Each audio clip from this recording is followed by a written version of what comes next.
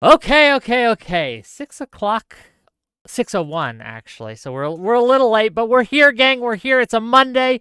I'm excited to be here. Everyone, as you could tell by their smiling, happy faces, is also super excited to be here. And we are going to be talking today about something related to one of my favorite topics, which is free Grandma, I've speech. started my panel.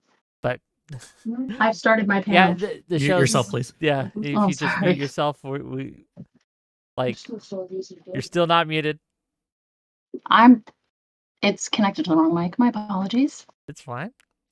Okay, well, regardless, welcome, one and all, to yet another episode of WIC TV. It's a cross-ideological space where we come together to talk about issues, both political and cultural, from the silly to the serious. Recently, Mark Zuckerberg, head of Meta and Facebook, has released a statement on changes to moderation upcoming to his websites, such as Facebook and all that. He also recently went on the Joe Rogan podcast and talked a little bit more about it, as well as claimed that Biden admin threatened, tried to pressure him into taking down memes and other things, and tried to kind of pressure him to censor certain information and not others. We're going to talk about it today. I think it's an interesting kind of question. Has fact-checking failed? Has it failed at its job? Is the move to community notes an improvement? Why is Zuckerberg doing this? Is he fearing pressure from the Trump administration? All this and more, and we have some lovely guests to talk about it on today's episode. Zuck or Cuck? Okay, with that, let's get some opening statements. Let's get what people have to say in here, and let's start with Cypher. Give us what you got. Hey everybody, welcome to another WIC show. Thank you, WIC, for inviting me on. This is always a pleasure. If you don't know me, my name is Cypher.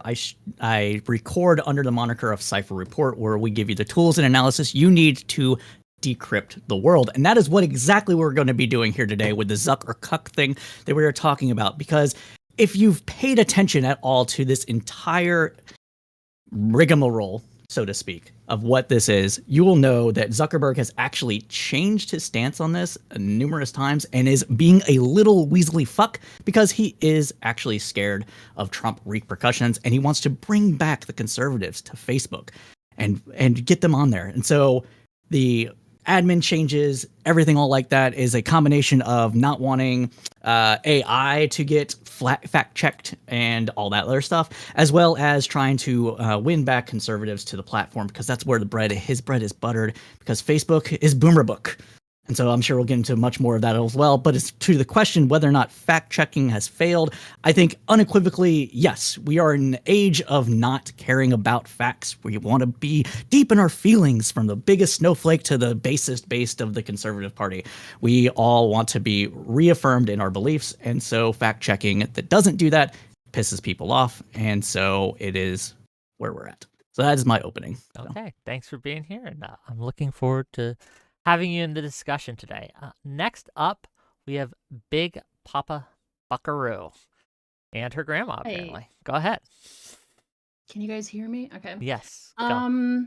Yeah, I think Zuckerberg's a cuck. I think Trump has been bullying him quite a bit since like 2016. I think Zuckerberg just really wants to seek favor with the upcoming term, and he's a big cuck.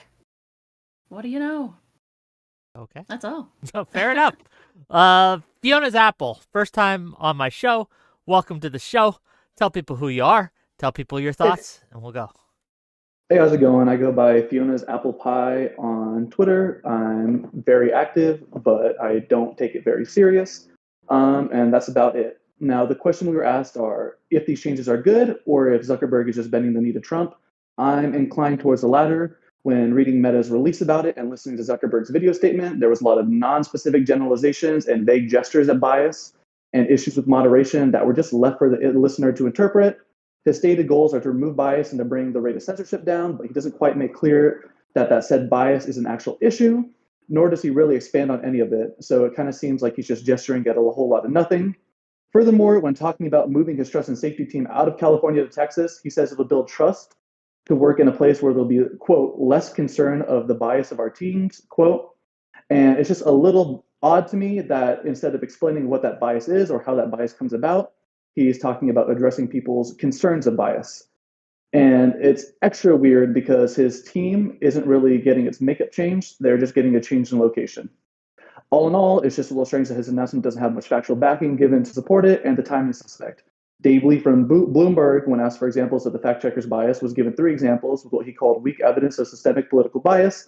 And that raises the question of whether or not Meta even really felt this way, especially considering the fact that the latest example they gave was from 2021. They had almost about 4 years to do something about this if they really felt it was an issue, and they just didn't up until now.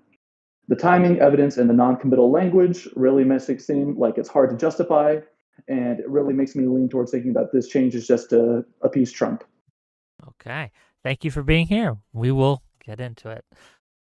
Next up on our roster, someone who has been battling for his very life and has come out victorious thanks to my efforts to give him the enabling that this fascist needs. Lactoid, give us what you got. Go ahead. Thank you so much for having me on, Wick. For those of you who don't know, I've been dying of the Rona the past couple weeks, but we're on the tail end of it. So glad to get back in here into streaming and glad to see all of you. My general position on this is that addressing the actual changes, I'm happy with the changes. I think the fact checking is biased. I think community notes is better. I really like the community notes function in X. I think it's very good. A lot of people that I guess anecdotally have spoken to really like it, even people on the left. So I think it's just like a better approach. It also uses less resources because you don't have to hire people to do it. So this frees up capital and Facebook to do perhaps other things. In terms of the pressure from Biden, it doesn't surprise me that there was.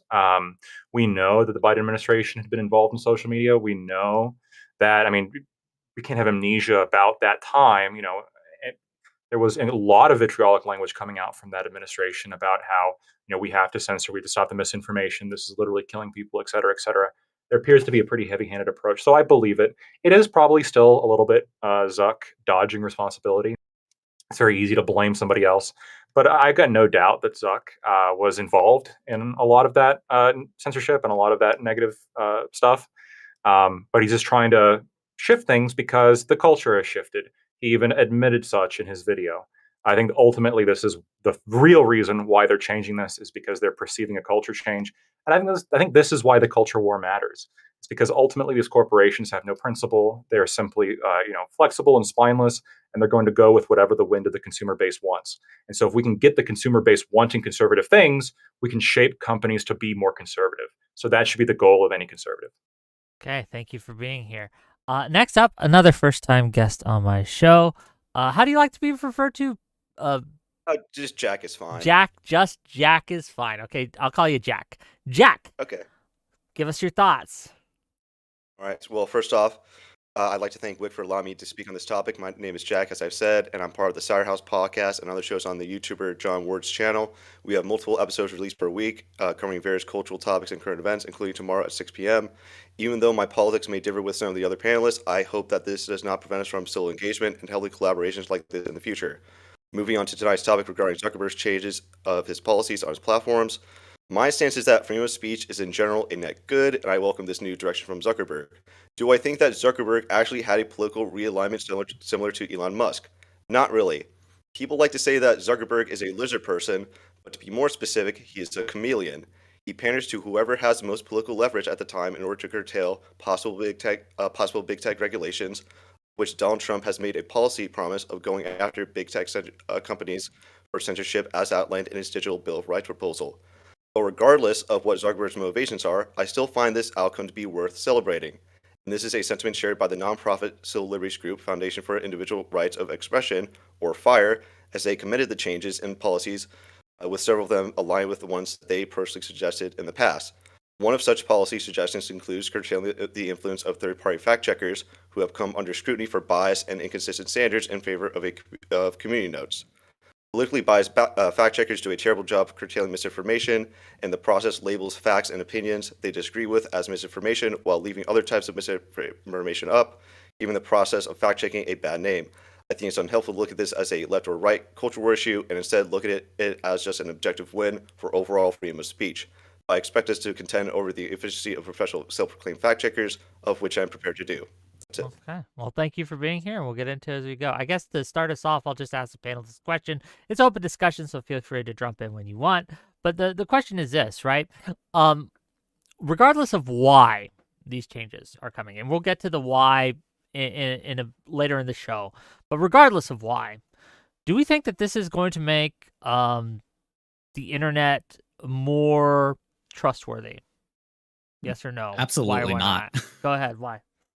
Absolutely not. The problem with the internet and social media as we know it right now is not primarily the fact that there is misinformation out there. It's that misinformation is being promoted by thousands upon thousands of fake accounts across the entire political divide. So we have now it skews right because right wingers have more money to largely to the extent liberals or the people that are liberals that have money tend to be like, oh, we can rely on legacy media. We don't have to go out there and manufacture consent. We already have that. We have the liberal media. Right.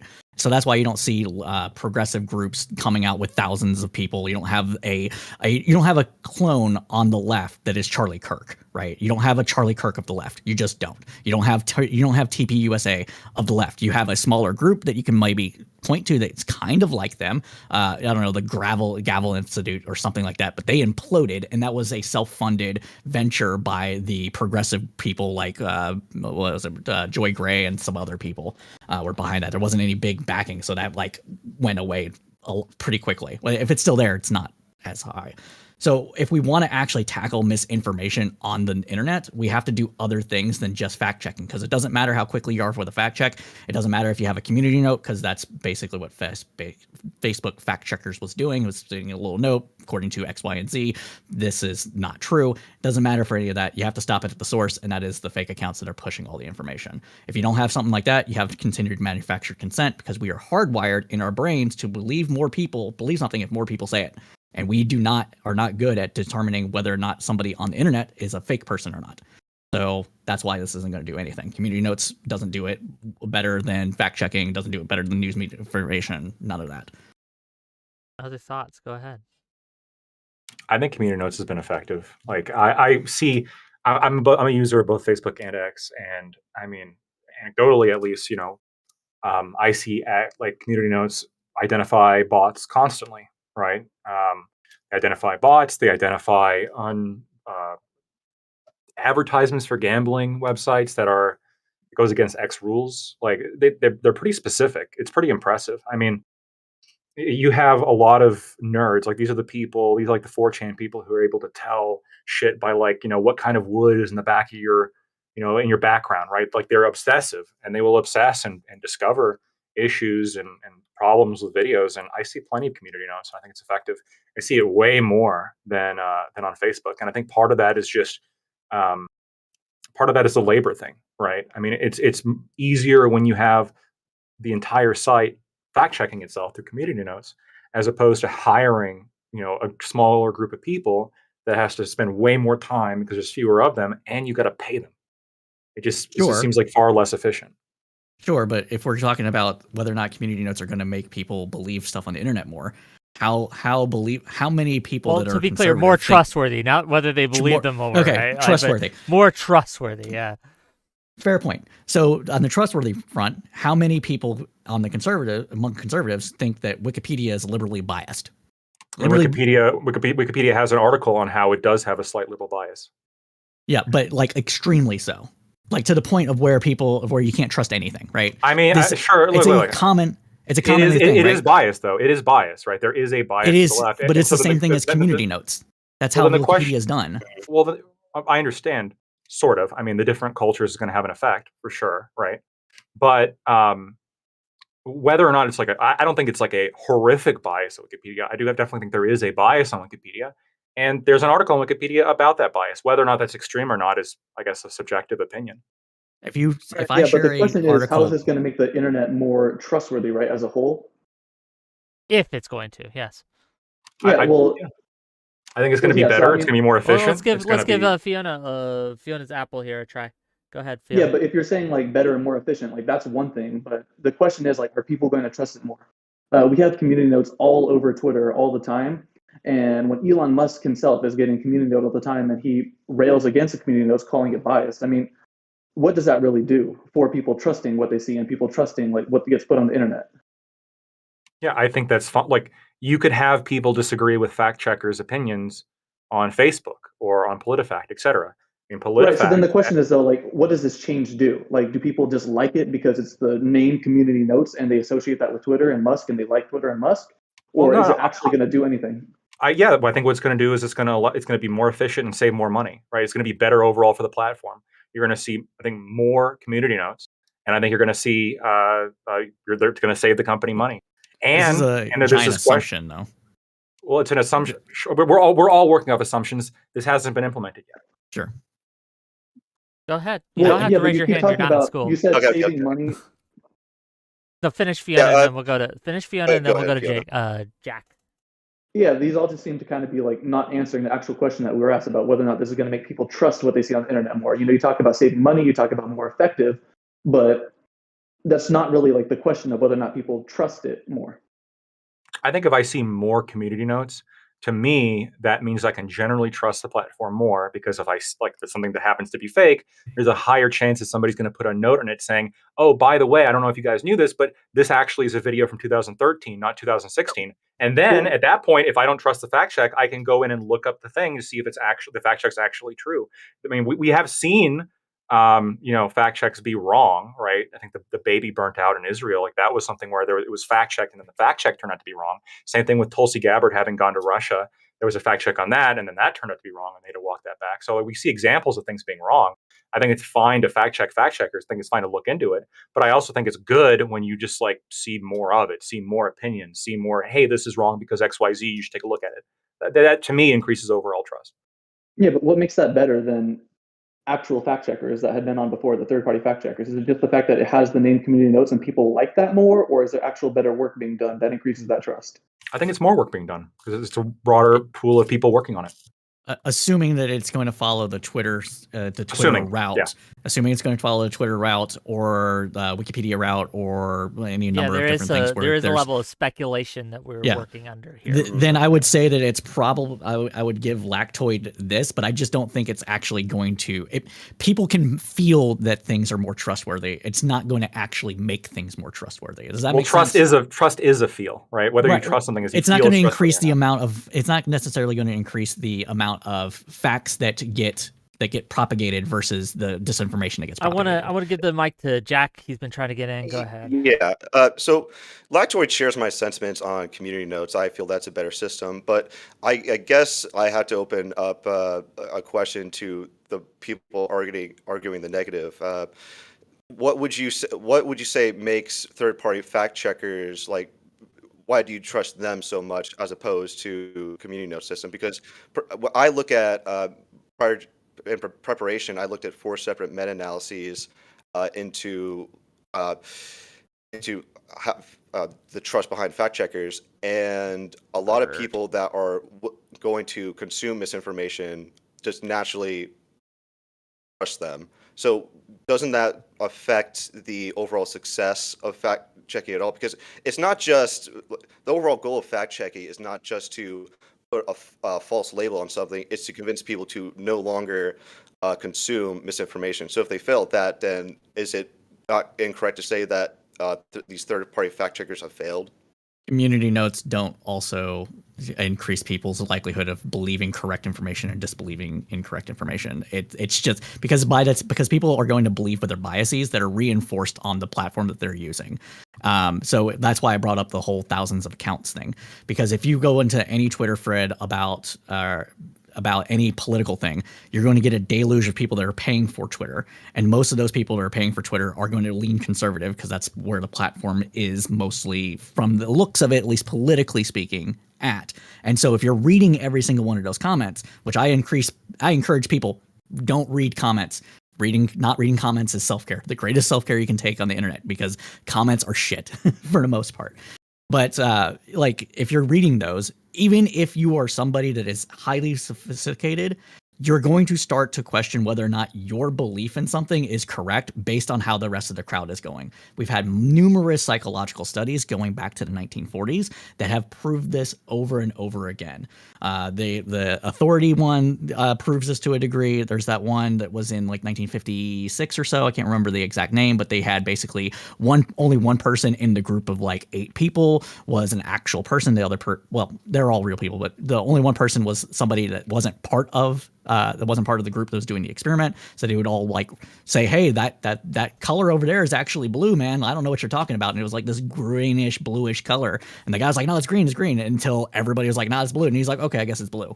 And then like there was other things doing this, and that's just way worse online because we cannot determine whether or not a person is real, and it's way easier to do this online now, especially with ChatGPT lowering the barrier entry to making a bot that's somewhat believable. Okay. Do you want to respond to that? If you may, if you can. No, I'm just waiting for everyone else to give an answer. Well, I think go ahead, Buckaroo. I mean, community notes they're just as fallible, if not more so. A lot of the community notes don't even get seen by Twitter users. The majority of them don't get seen. About 60% of them go completely unnoticed because there's a separate community notes users that have to agree upon it. And there are, a lot of hot topic issues that the left and the right just don't agree on, across the board. So when it comes to community notes, if there isn't agreement on certain notes, then they don't get shown to users. It also doesn't really target a lot of the issues of like bots making, for example, memes, promoting concepts of misinformation without directly spreading the misinformation themselves. So I think it's a more complex Hold on, issue can you than elaborate on that? Like you said not spreading misinformation themselves, but making memes. Can you elaborate? So for example, during the 2016 election, there were, I think 20% of all tweets that were negative towards Hillary or negative towards Trump or in support of Hillary were bots. And it was about 30% for the bots in support of Hillary and negative towards, let me rephrase this because I think I just said it horribly. 30% of the bots that liked Trump and were tweeting about Trump, or 30%. Take your time. We need a community note on this. Thank you. 30% of the tweets that were antagonizing Hillary Clinton using things like Crook Hillary were bots. About 20% of the ones that were antagonizing Trump were bots as well. So even though they weren't directly spreading misinformation, they were still feeding into the concepts that were developed by misinformation. Does that make any more sense? This could be the case. I just don't see how this is either affected at all between the change from fact checkers to community notes. It's not, though. That's why I said I think the misinformation is still going to occur whether or not we have community notes or fact checking. But I think the fact that we also don't see the majority of community notes that are developed in the first place also means that fact checking is going to be more reliable. And there's one thing that nobody's brought up, and I think it's important. Community notes and the whole crowdsourcing stuff is reliant on third-party fact checkers anyways. By and large, you'll have articles to Reuters. Sometimes you'll have it to fact checks. Sometimes you'll have it to Washington Post where they do the fact check. Like, it's all reliant on journalists anyways for a lot of it.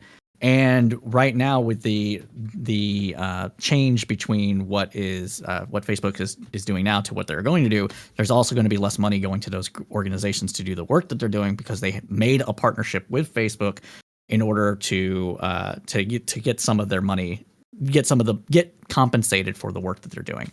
So I mean, you might not care that there's less fact checking groups. You might not give a shit because you're like some big free free market kind of person that's like, well, if the market doesn't want fact checking, well, fuck it, like whatever.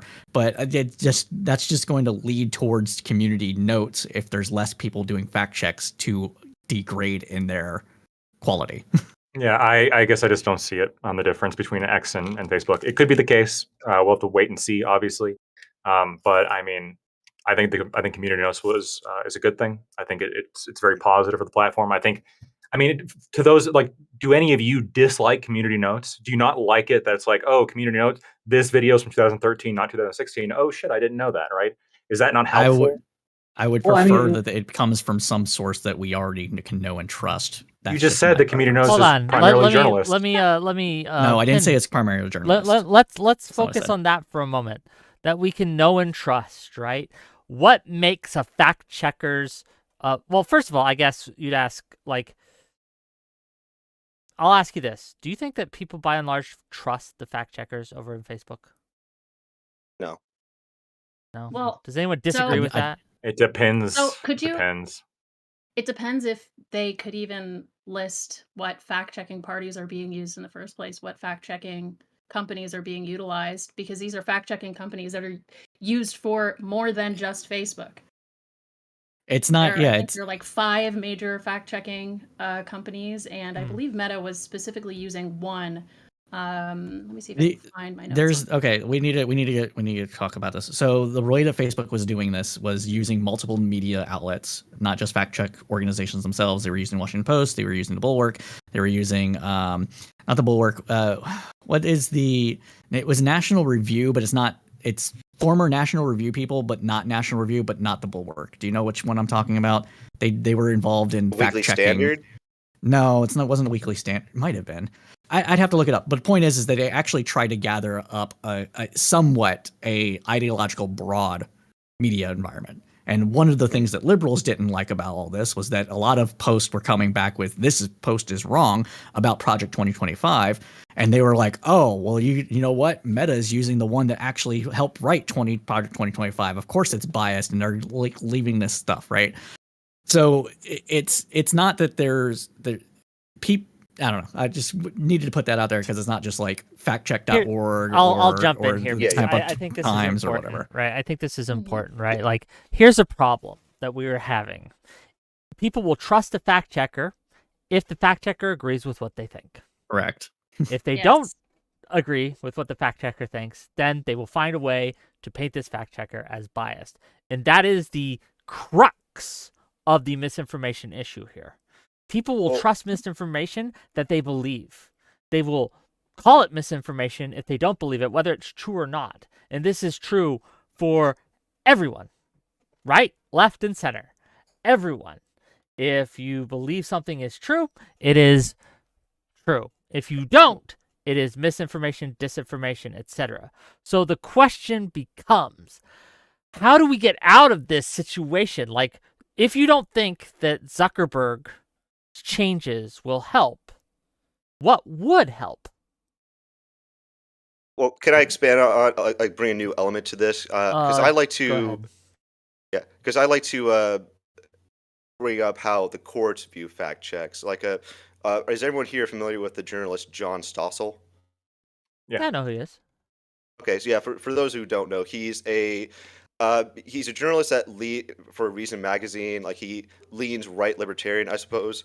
But 3 years ago, he also made videos critical of California's environmental policies in dealing with wildfires on Facebook, and this led to him getting fact checked on the platform by one of their third-party fact-checking organizations. And keep in mind, Stossel said that both incompetent policy and climate change contributes to the increasing severity of wildfires. When the fact-checking him, the fact-checking organization made up a quote completely out of thin air, asserting that he denied climate change was a cause. So Stossel had undeniable proof that he never said that, so he reached out to the fact-checking organization. They didn't respond back, so he instead talked to some of their scientific experts employed by the fact-checking organization. And after they watched the video, they admitted that there wasn't any sort of scientific misinformation, let alone the false quote. So if you think that fact-checking is this objective, peer-reviewed refutation of outright false claims, this should be an open and shut case that goes to Stossel, right? Well, he still lost, but not because anything he said was untrue. Like, this is what the ruling said. From the Hollywood Report, I can post in the chat afterwards after reading this. U.S. District Judge Virginia DeMarchi found that Facebook couldn't have defamed Stossel because its fact-check program reflects a subjective judgment about the accuracy and reliability of assertions made in the content that's been checked. Simply because the process by which content is assessed and a label applied is called a fact check does not mean that the assessment itself is an actual statement of objective fact. Reads the order. So do you think that plays a role of why people perceive fact checking the way that they do? I don't think most people have any idea that this case even existed. I knew about this case, just to be clear, and the reason why this was ruled in this way is because we have a permissive view of free speech, and we don't want to have people being censorious when it comes to free speech, especially if they're public figures, and you don't want to see everybody get sued to everybody else, yada yada yada, right? Personally, I think that we have gone run afoul, and I think we should be able to sue more people in order to rectify these defamation claims. That clearly, if the case is as you had described, as the courts had found, the 100%, then Stossel should have been able to sue for defamation and had that case won. The courts basically threw the case out because it wasn't considered Should fact, Trump be able and to that's why it's sue? harsh. Should Trump be able to sue everyone who spread the both sides lie about him? Sure. That's a particularly interesting one you bring up, Wick, for multiple reasons, as you know. But the main reason, the main reason is because that was fact checked. Pretty sure, like by Snopes, who specifically said that he didn't say that. Like, here's the critical context that everyone was ignoring, and people just fucking ignored it. And I had a debate on your platform, Wick, about this fucking topic, and I was giving them Snopes. I give people Snopes, and it's just one ear out the other. I think you're right. I think a lot of people do only care about fact checks when it happens to favor their side. Obviously, I don't, because I'm better than other people. But generally speaking, yeah, I agree. Lactoid as an aside, do you remember what I told you about that? I don't remember, but I'm assuming you're going to say Snopes is wrong.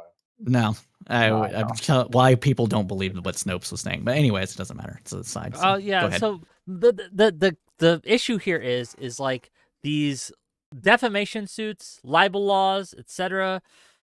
They help the politicians. Trump will love lowering the barrier to be able to sue people for false statements. He will love it, right? And this is a problem you get into, is the litigation will go crazy with this. And how do we separate someone who really believes a lie versus someone who knows it's a lie but tells it anyway, versus like the severity of the lie and how much harm that could do? And it becomes a problem. But let's unless anyone else has any thoughts on this, I want to turn to the reasons why Zuckerberg's doing this. Was that your hand, Fiona? Did you have a thought? Oh yeah, well I was just trying to like recenter back on that, because I feel like we're doing a lot of conversations about whether or not fact checking is accurate or not. But I mean, whether or not it is, the question why we're here is like, why is Zuckerberg changing? And it just seems like everybody's kind of tacitly admitting that it's not for any like substantive reason. There's nothing really that people are putting up for community notes that's any better than fact checking. And so it kind of seems like we're all just burying the lead a tiny bit. Can I respond to that? I think that the culture in Trump's election is, I think that is actually, I think Zuck would be switching this to community notes regardless of who won the election. I agree with, I think that some of the changes that I'm more excited about are because, well, I think that because Twitter has implemented it, and it's become relatively popular and I think relatively effective, and it's cheaper. And so if you're a company, you're going to want to go the cheaper option. I think that that's the main reason why Facebook is interested in doing this. I would also say it's their AI stuff. They're trying to create AI avatars that everybody's going to be interacting with. As soon as these AI avatars were discovered and that they were lying about stuff because they were just making shit up, they went one in this direction, two to try to scrub all of them from the platform while they make them better. So I think it's also to kind of CYA there as well, so they don't get fact checked on their shitty AI programs. Which is sad because Llama is actually one of the better LLMs. Yeah, I just I don't know, and this is my opinion on this, right? Is I don't know why Zuckerberg has decided to do this. There is a lot of evidence that he's kind of like bending the knee. He understands the way the winds are blowing, right? He sees a lot of the political pressures coming out, and it's coming out against him, and he wants to kind of mitigate that blowback. I don't know, though, right? I have no idea. I can't read the guy's mind. But I do find it... Well, I guess the question is, like, does that, in the grand scheme of things, matter, though? Like, so regardless of why someone's doing something that I like, and to be clear, I like the changes. I think they're good. Yeah, do I care why? I'm not sure if I do. In this instance, I think it matters more what those changes will impact. And I think it's important to note here that they've made these weird caveats for The Intercept released a leaked document about what would be and not be considered something to ban people over on Facebook still with the new guidelines. And they made this weird carve out for calling, I don't remember what Twitch's stuff is, so I'm just going to say calling trans people some giant slur or whatever. And that was like weirdly carved out, but you can't do the same thing for a nationality or an age or a religion. Like, you can't do the same thing. And it's this weird carve out because that's where the culture is. That's where conservatives are. That's where the thing is that people are mostly focused on. Now, baby step Cypher. Whether or not Zuckerberg believes this now himself, I don't know. Maybe in 6 months we find out he is attending some new weird church. I don't know. But we are seeing this, and he's using the kind of language that you see people use, not in conservative circles, not in red pill communities, not just in red pill communities, I should say, but in also the woo hippie, this weird new amalgamation of like naturalist kind of like men and women are different, but we shouldn't judge people on that things. And there's masculine energy and divine femininity, and like you have to have both. Like, he said all that more or less during his Joe Rogan interview. And I'm like, I wonder if he went on a spiritual journey lately. So I think there might be a little bit of play in both, but I'm more leaning towards the fact that he's kissing the ring. Does anyone disagree with that? Did the kissing the ring part specifically? I think he's absolutely kissing the ring, especially considering he went out and spoke against the January 6th, the events of January 6th, right when they happened, and he participated in the same ban that all the other popular social media sites participated in. But then you look at the most recent election, and he and his wife actually donated money to Trump's campaign. Then they follow up by, basically saying we're, getting rid of all the fact checking that we have, and we're replacing it with community notes, which are, at least at right now are known to be less effective and to have less reach. So I do absolutely think that it's a kneel to Trump, first and foremost. Was it the campaign or was it the inauguration committee? Oh, you're right. It was the inauguration fund. Thank you. Yeah, no problem. I think it's based. I think the changes are awesome. It's baby steps. Obviously, I'd like for more free speech. I look forward to the day that you can be racist too on Facebook. That's going to be awesome. You already can, but yeah, you can, just not enough. White people, to be clear. Not enough. You just can't do it enough, right? That's part of the problem. You can, sure. You just can't be dumb. What do you think about him moving the trust and safety team out of California?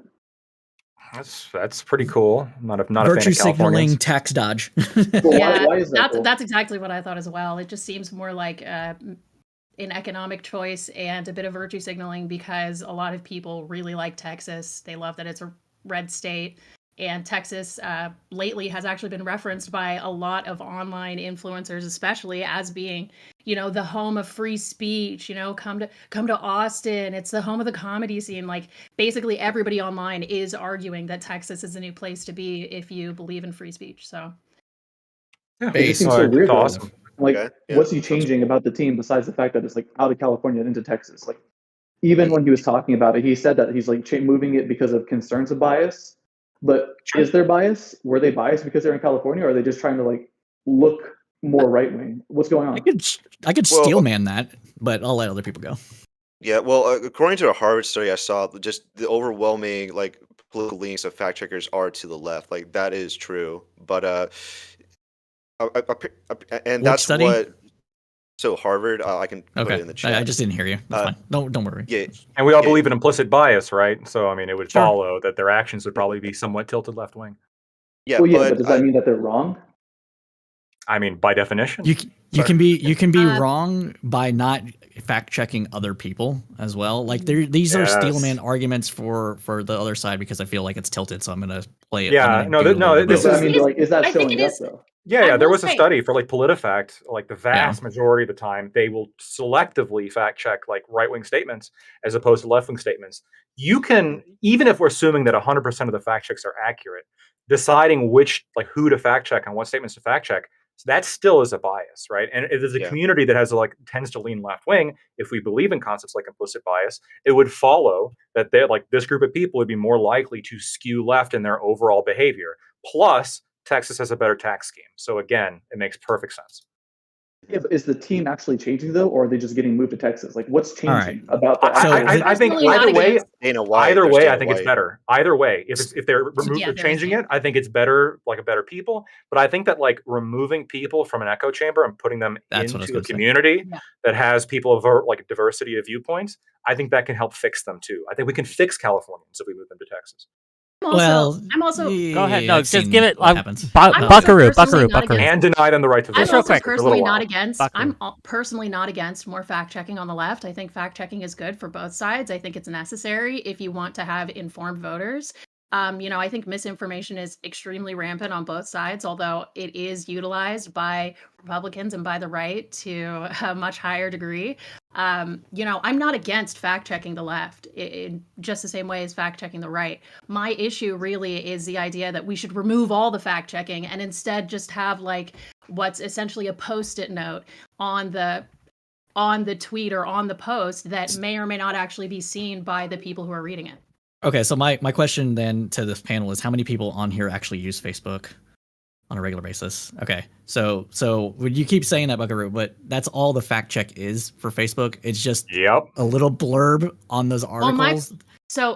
Yeah, It's I the same agree. thing. Yes, but my point is just that you're much less likely to see it on Twitter because you don't see the majority of the like highest rated community notes in the first place. I use Where Twitter at a least lot. with Facebook, it seems like you're seeing them a lot more. I don't use Facebook, to be clear. I don't know, right? So I can't compare them. But at least for Twitter, I'll tell you what, if I interact with a post and it gets community noted, I will get a notification that Yes. post has been community noted. So I will see it. So if I like it, if I retweet it, if I quote tweet it to dunk on it even, right? Or if I reply, any kind of interaction like that on fine. X, I will see later on that it got community noted if it had Facebook does something similar.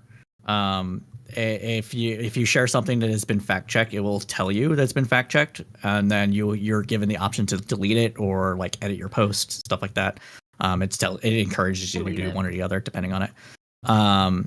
If you run a community group on Facebook that consistently shares misinformation, you are encouraged on that to like go through posts for people, stuff like that. It can ding you. My concern is that since you haven't used Facebook, you wouldn't have seen this.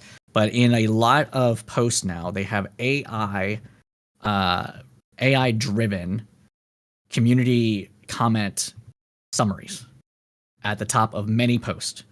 And so when you use that, you go in and you're like, this is what the community is saying about some post. It's saying people in the comments have said that X, Y, and Z is not true. Some people are saying that it is, but the majority of comments say that it's not. It'll be something like that. Or like, it can be anything. It can be a cultural topic. It doesn't matter, right?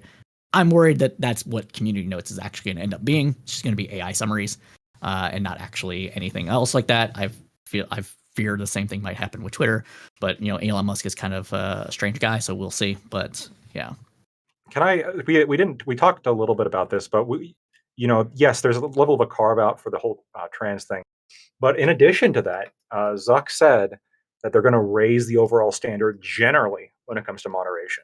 So just when you're being on the edge, maybe edgily racist or bigoted or whatever, like the level of I guess extremeness that you have to put out there in order to get punished is going to be raised, right? So overall, there's going to be a little bit more of a freer atmosphere on Facebook, which again, I think is generally a good thing, right? I think it's a good thing to be able to express yourself. What kind of atmosphere do you think has been developing on Facebook in the first place that requires like a lowering of the A culture of regulation and fear. Like I know plenty of people who have been like constantly put in Facebook jail. That's like what they call it because of how common it's become. I've had shit pulled down. I've had arguments that I've been banned from Facebook for making an argument that is perfectly rational, but because like there's one sentence in there that pulled entirely out of context might seem a little bit edgy. Like for example, I said I think it was something about like how I'm okay with like violence perpetrated by the state because arrests are violence, etc. That was for me. I was kicked off Facebook for a while for encouraging violence.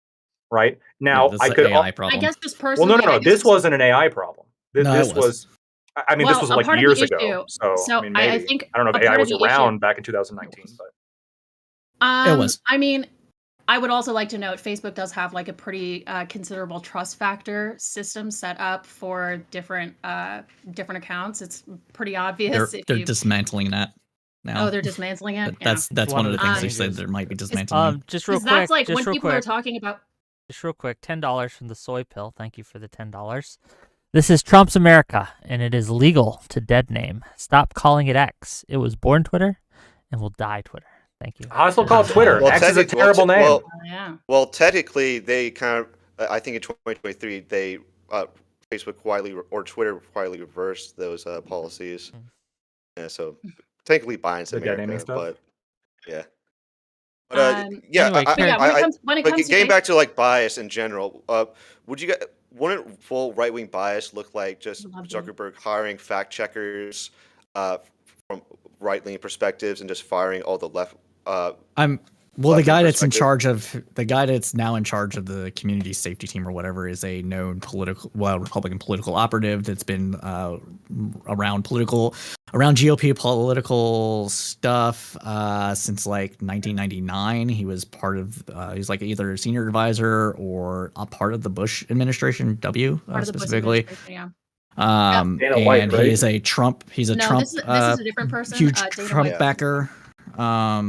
So whether or not and this is another thing, we can talk about, this is going to be a whole other topic, so I'm not going to actually bring it up, so never mind. But yeah, I think you don't need to have a entire team that's dedicated towards a right wing or left wing perspective in order to change the culture of said team and the way that it's doing, because you can threaten to fire people and you can change the top people at the top to where that trickles down into the rest of the things, and you can see that with just how just Republicans in general have gotten more vitriolic since Trump came onto the scene and gave people permission to do everything that is being done now, by and large. You saw the same thing when Rush Limbaugh came around in the 90s and talk radio. You saw a deterioration of norms and civility coming from the right, and same thing happened on the left, because that's a self-fulfilling cycle rather. So once one person starts doing it, that gives other people permission to do it, and it just kind of going back and forth. One of I guess, let me ask you guys this, right? This next 4 years under Trump, what do we expect to happen culturally? Lactoid says something at the beginning that I feel is worth discussing, that the Zuckerberg's changes were a result of the culture shifting. First of all, do we agree with that statement? If not, why not? If so, why? And second of all, do we think that it's good the culture has shifted this way? And if not, how can we shift it back? What way should the culture be shifting? I want to start with Buckaroo, since I interrupted her so rudely earlier, and then I want to go to Fiona, and then we'll get the rest of y'all in. But go ahead, Bucka. I do think a bit of it is culture changing. I don't know if it's like individual people's opinions changing as much as it is like fanning the flames of what's already existed for a really long time. You saw this massive progressive push going through like 2016, and then there's been what feels like just a increasing tension of political fights between the left and the right.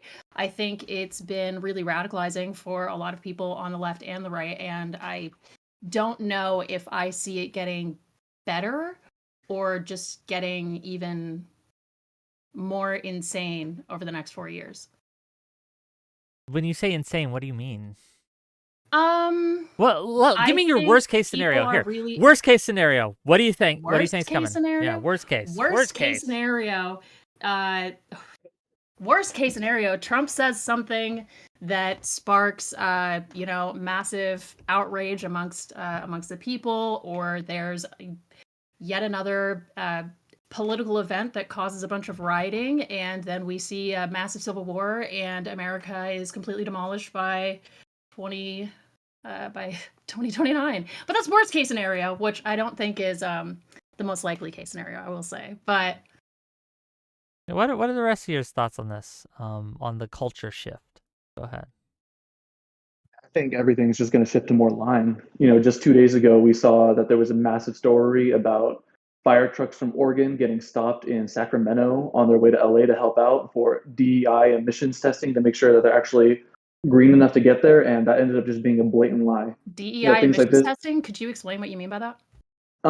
It was just lie. It was just lie. Someone posted a fake email saying that a bunch of fire trucks had been stopped to make sure that they were emission friendly on their way to help out in LA, and that's part of the reason that the fires are spreading so far, is because resources were just getting held up for woke reasons, for being too green.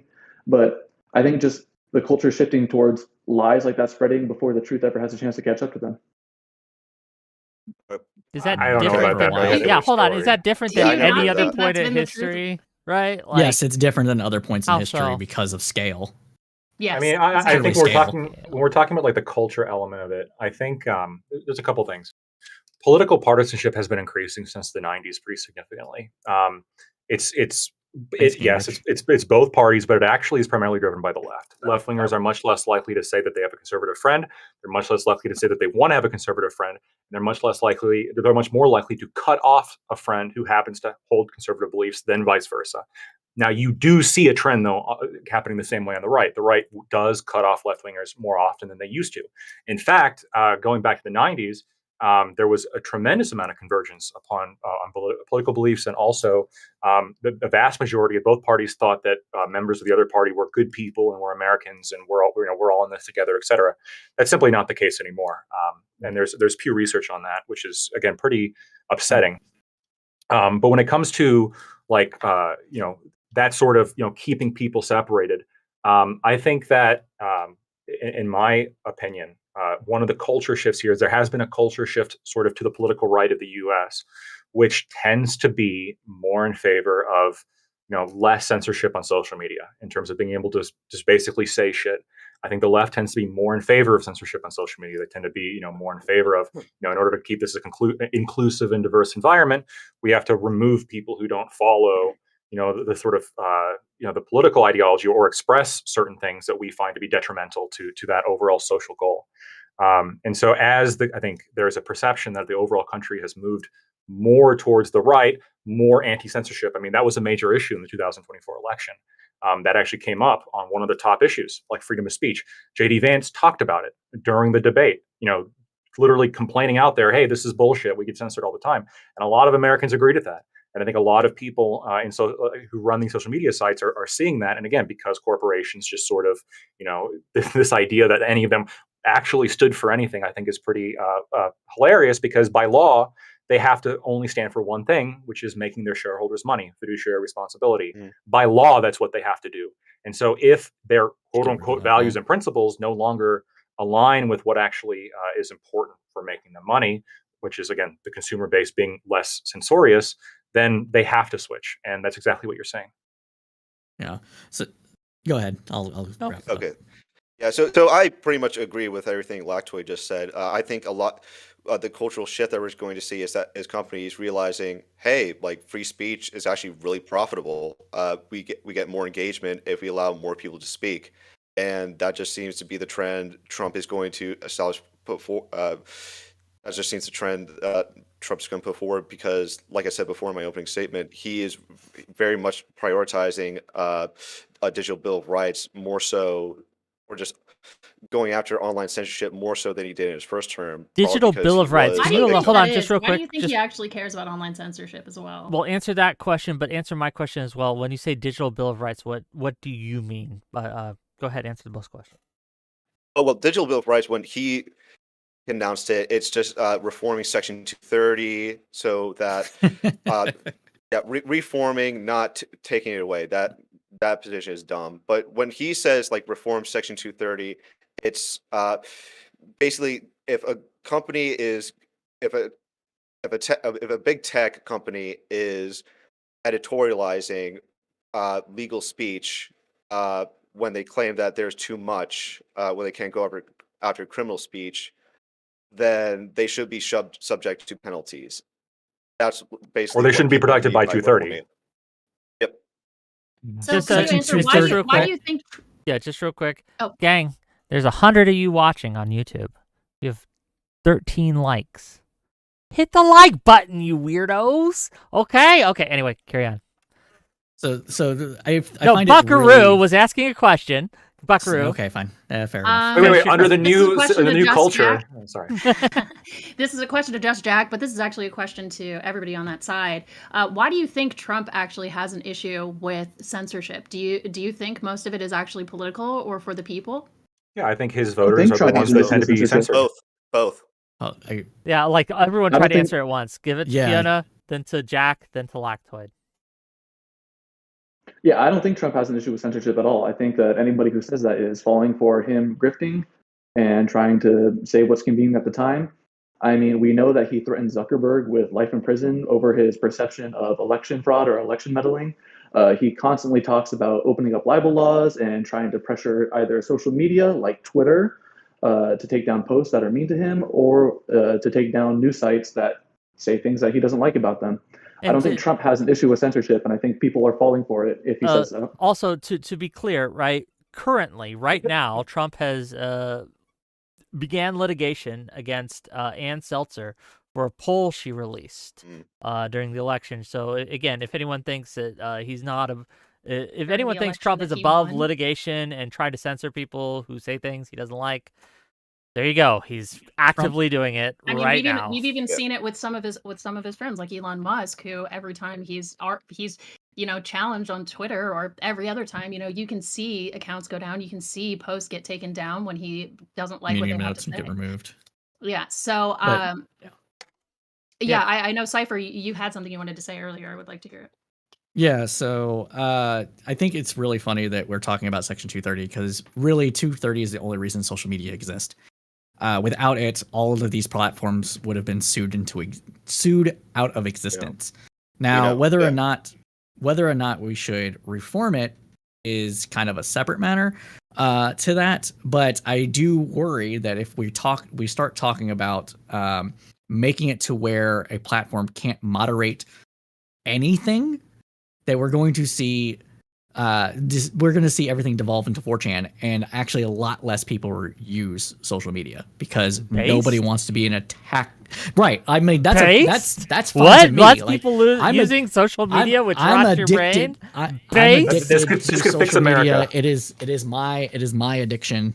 Wait, except Discord. Discord No, would be especially issues too. Discord. Oh, so sick. Discord would be an issue too. So, like, if we start seeing it where these platforms are not moderated at all, people are just going to stop using it, and we're going to see dead internet happen a lot faster. Whether or not you like that, I could go either way. There's two ways to fix this: destroy it, or actually fix it and make it better with some of the ideas I brought up earlier. That's one point. I want to bring it back to the thing I wanted to respond to Lactoid with here, though. I know of the studies you're referring to with the fact that the left is more willing to cut off friends and family over strong moral differences. But I do not blame that on the left on this, because my entire life, the right wing, especially going back to the 90s, have called people that I've known and loved and care for demons, child abusers, evil, people that terrorist. I got kicked out of a restaurant for refusing to order freedom fries. Like all of this stuff was happening while Hold on. I was a kid. You refuse to. No, I don't believe you. I Yes. think there's more to that Yes. story. And now let me tell you what I think. And you could correct me if I'm wrong. But what I think has happened is you saw freedom fries in the menu and you called it French fries. And they're like, well, Nope. you mean freedom fries? You're I- like, no, it's French fries. You. I didn't do and that. Then you I probably didn't do used some that. slurs. Yeah. What had happened? What had happened was I ordered French fries because I was in a diner, and they're like, "You mean freedom fries?" I'm like, "French fries," and they're like, "No," and I'm like, "Okay." Like, so all this stuff happened. I've been threatened with my life. My wife has been threatened, has received rape threats in my interactions online. Like all of this stuff, I've been called a PDF like numerous times for defending people. I lost friends for like putting minor pushback against QAnon stuff. Like all of this stuff can be taken back to like 1970 with Newt Gingrich, and that is when this started to just fall off a fucking cliff. So to blame left people or liberals for this with politically incorrect language or political language, going back to Bill Maher, like I just think that's absurd. We need to actually put it where it's actually at. To say that it's mostly a left issue is asinine. All right, let me respond agree. to two. I'd like to respond to two things. The first thing is, you can say, well, the right wing is so horrible, that's why we have to like cut them off. I was just simply observing that according to the stats, left wingers are just far less tolerant of the kind of speech that right wingers are engaging in than vice versa. And you might think that's justified, right? Obviously, from your opinion, you might think, well, the right wing is so You didn't say noxious. speech, right? You were Well, talking about people opinions. cutting off others, right? Well, specifically for their opinions. For their opinions that may or may their not political be opinions. represented by their actions in day-to-day life, right? It's not like your opinions just exist separate from you as a person. I mean, the How poll you was treat very others. specifically about like, do you have any Right, but like I'm talking about politically the right claim that friends? you Would made, you which cut off? was separate from what No, you're saying. no. It's not. Lactoid is actually trying to get there, and this study actually only goes back to like 2014 or something, so it doesn't go back far enough for my and look, if we want to talk about, I'll just grant the claim that in the 1990s, especially with the whole satanic panic shit, the right wing was more censorious. I'm not even going to challenge this. I think there's been a flip in many ways in the political parties when it comes to respect for freedom of expression and the desire for freedom of expression. Part of that might be just because you have way more censorship on one side now than the other, because one side has developed more institutional power. And so if you want to say the 90s, like conservatives were more censorious, I might not even disagree with that.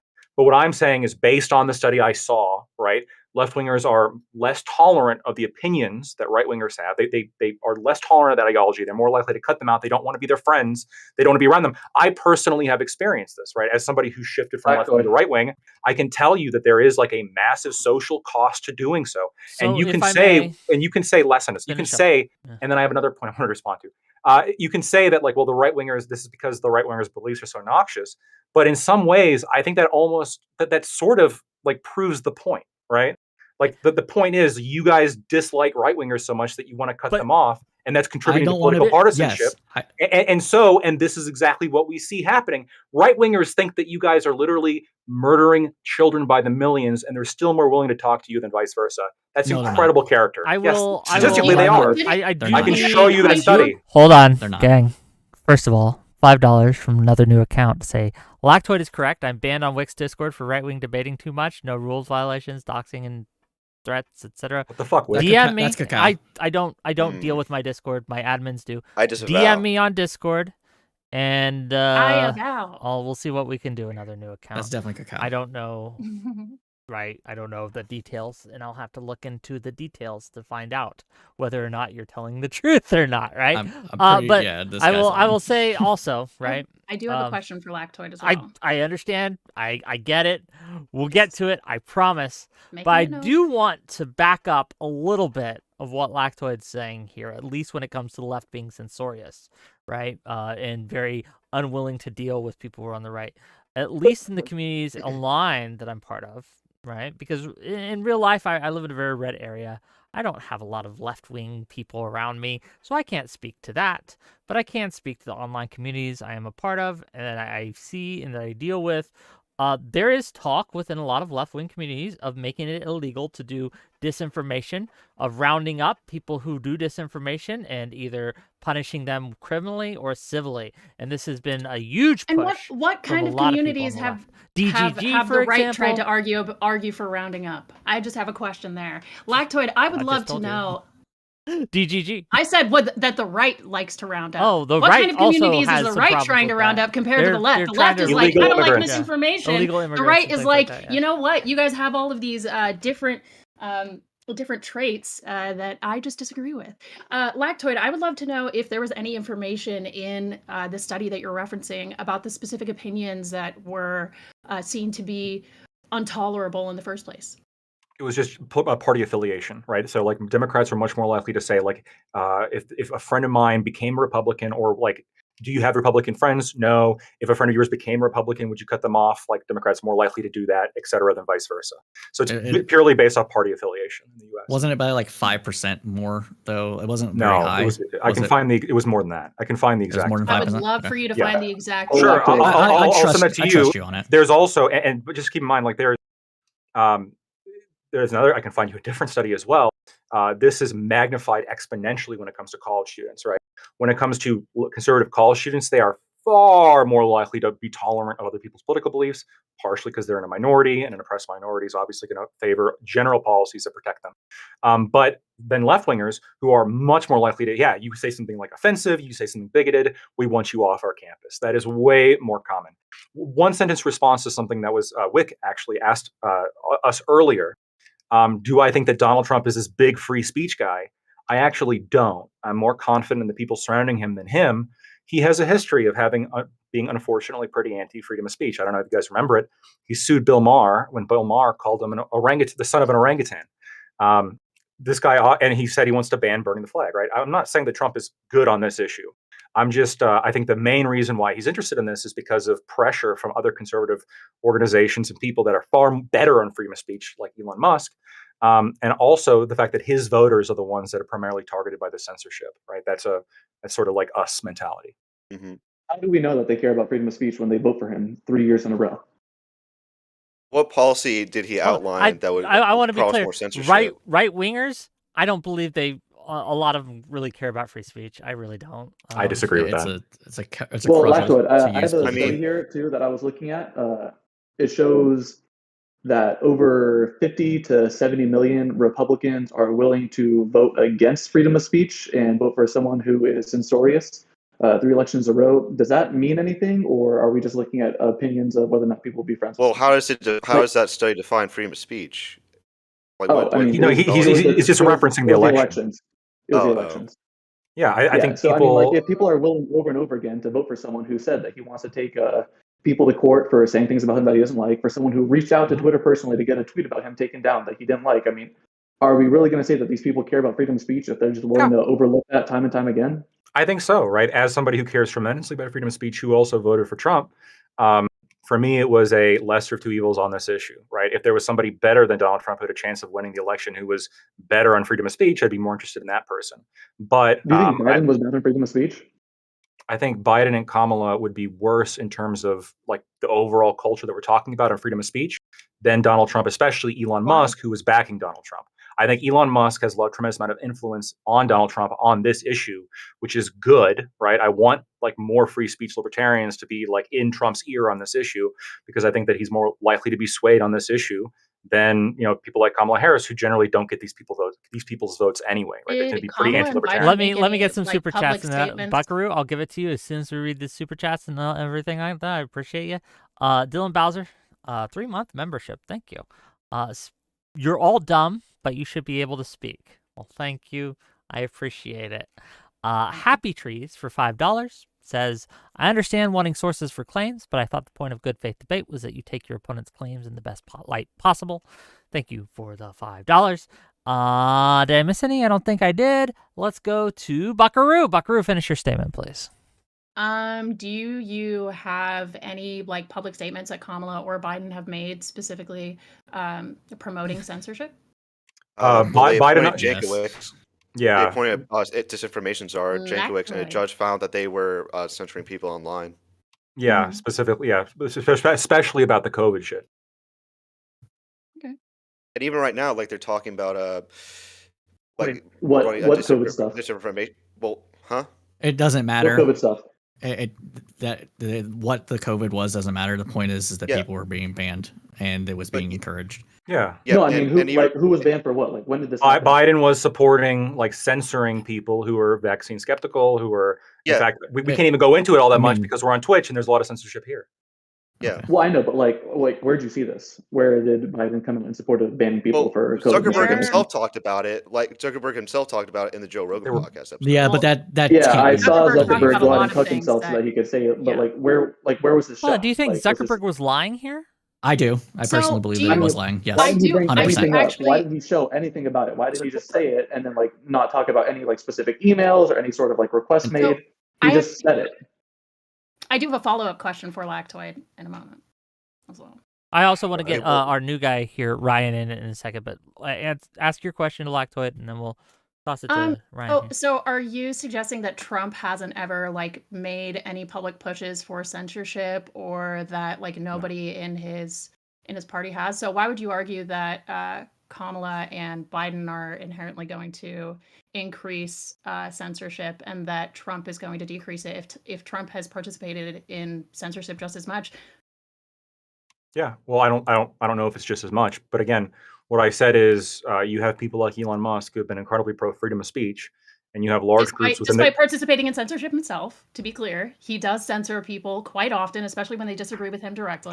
So I was Oh. on Twitter before, like I wasn't really that active, but like I saw Twitter beforehand and afterwards when he took over, and it is far less censorious now based on everything on. that people have told me Fair and based enough, on my limited experience. But just on that note, recently the H-1B visa disagreement that he had with MAGA, with Elon Yeah. Musk, had a fight, a public Twitter fight, basically, with a lot of people, a lot of groypers, a lot of people on the MAGA. As soon as they had that fight, he suddenly were handed out bans and demonetization to the people Groyper who, accounts, yeah. and not just Groyper accounts, but Laura Loomer, and there's a few others. Well, That's no, a Groyper account. well, they were de-verified. Just to be clear, there was a whole bunch of accounts that were de-verified. Demonetized. Yeah, like they were pulled. They had the verifications pulled. The specific accounts that were banned, I only have seen Groyper accounts getting banned. But again, that's but the a fair criticism. demonetization is also yes, censorship. Yes, it is. Right? Yes, And- Jake yes, Shields, Laura Loomer, they should not have had their verification pulled. This is a fair criticism. And you can say, well, you know, Elon Musk, perhaps he's still better, and perhaps that administration is still going to be better than like Biden or Kamala is, and that culture is perhaps or do you better. actually have anything that you could They have. use They're to not. support They're not that in claim? office yet. They're not in office yet. All I can point to is the fact that Biden has made multiple statements on the record about disinformation, about COVID, about how this needs to be combated. What does that mean to combat these statements? Was there anything? Remember, Mark was there Zuckerberg anything- is telling him to remove shit from his Facebook. Now you're saying, Was Yeah, there but anything not related? Was there anything even not related to COVID, or is all of the censorship that you're referring to specifically to the one, like this one distinct political and social event that's been? Yeah, but COVID melted everyone's brains. unprecedented. So I agree, Yeah. but I'm just saying, like he's trying to argue that actually Kamala and Biden are going to promote Russia a culture disinformation, of censorship. like a lot of stuff. When it sounds like there is evidence from both sides participating in censorship, it just seems like one of them is participating in censorship, at least based on your arguments, for public health, at least what they believe to be motivated by public health, and the other one is motivated completely by ego. So I guess I'm really confused as to why you think the censorship promoted by Biden and Kamala is inherently worse.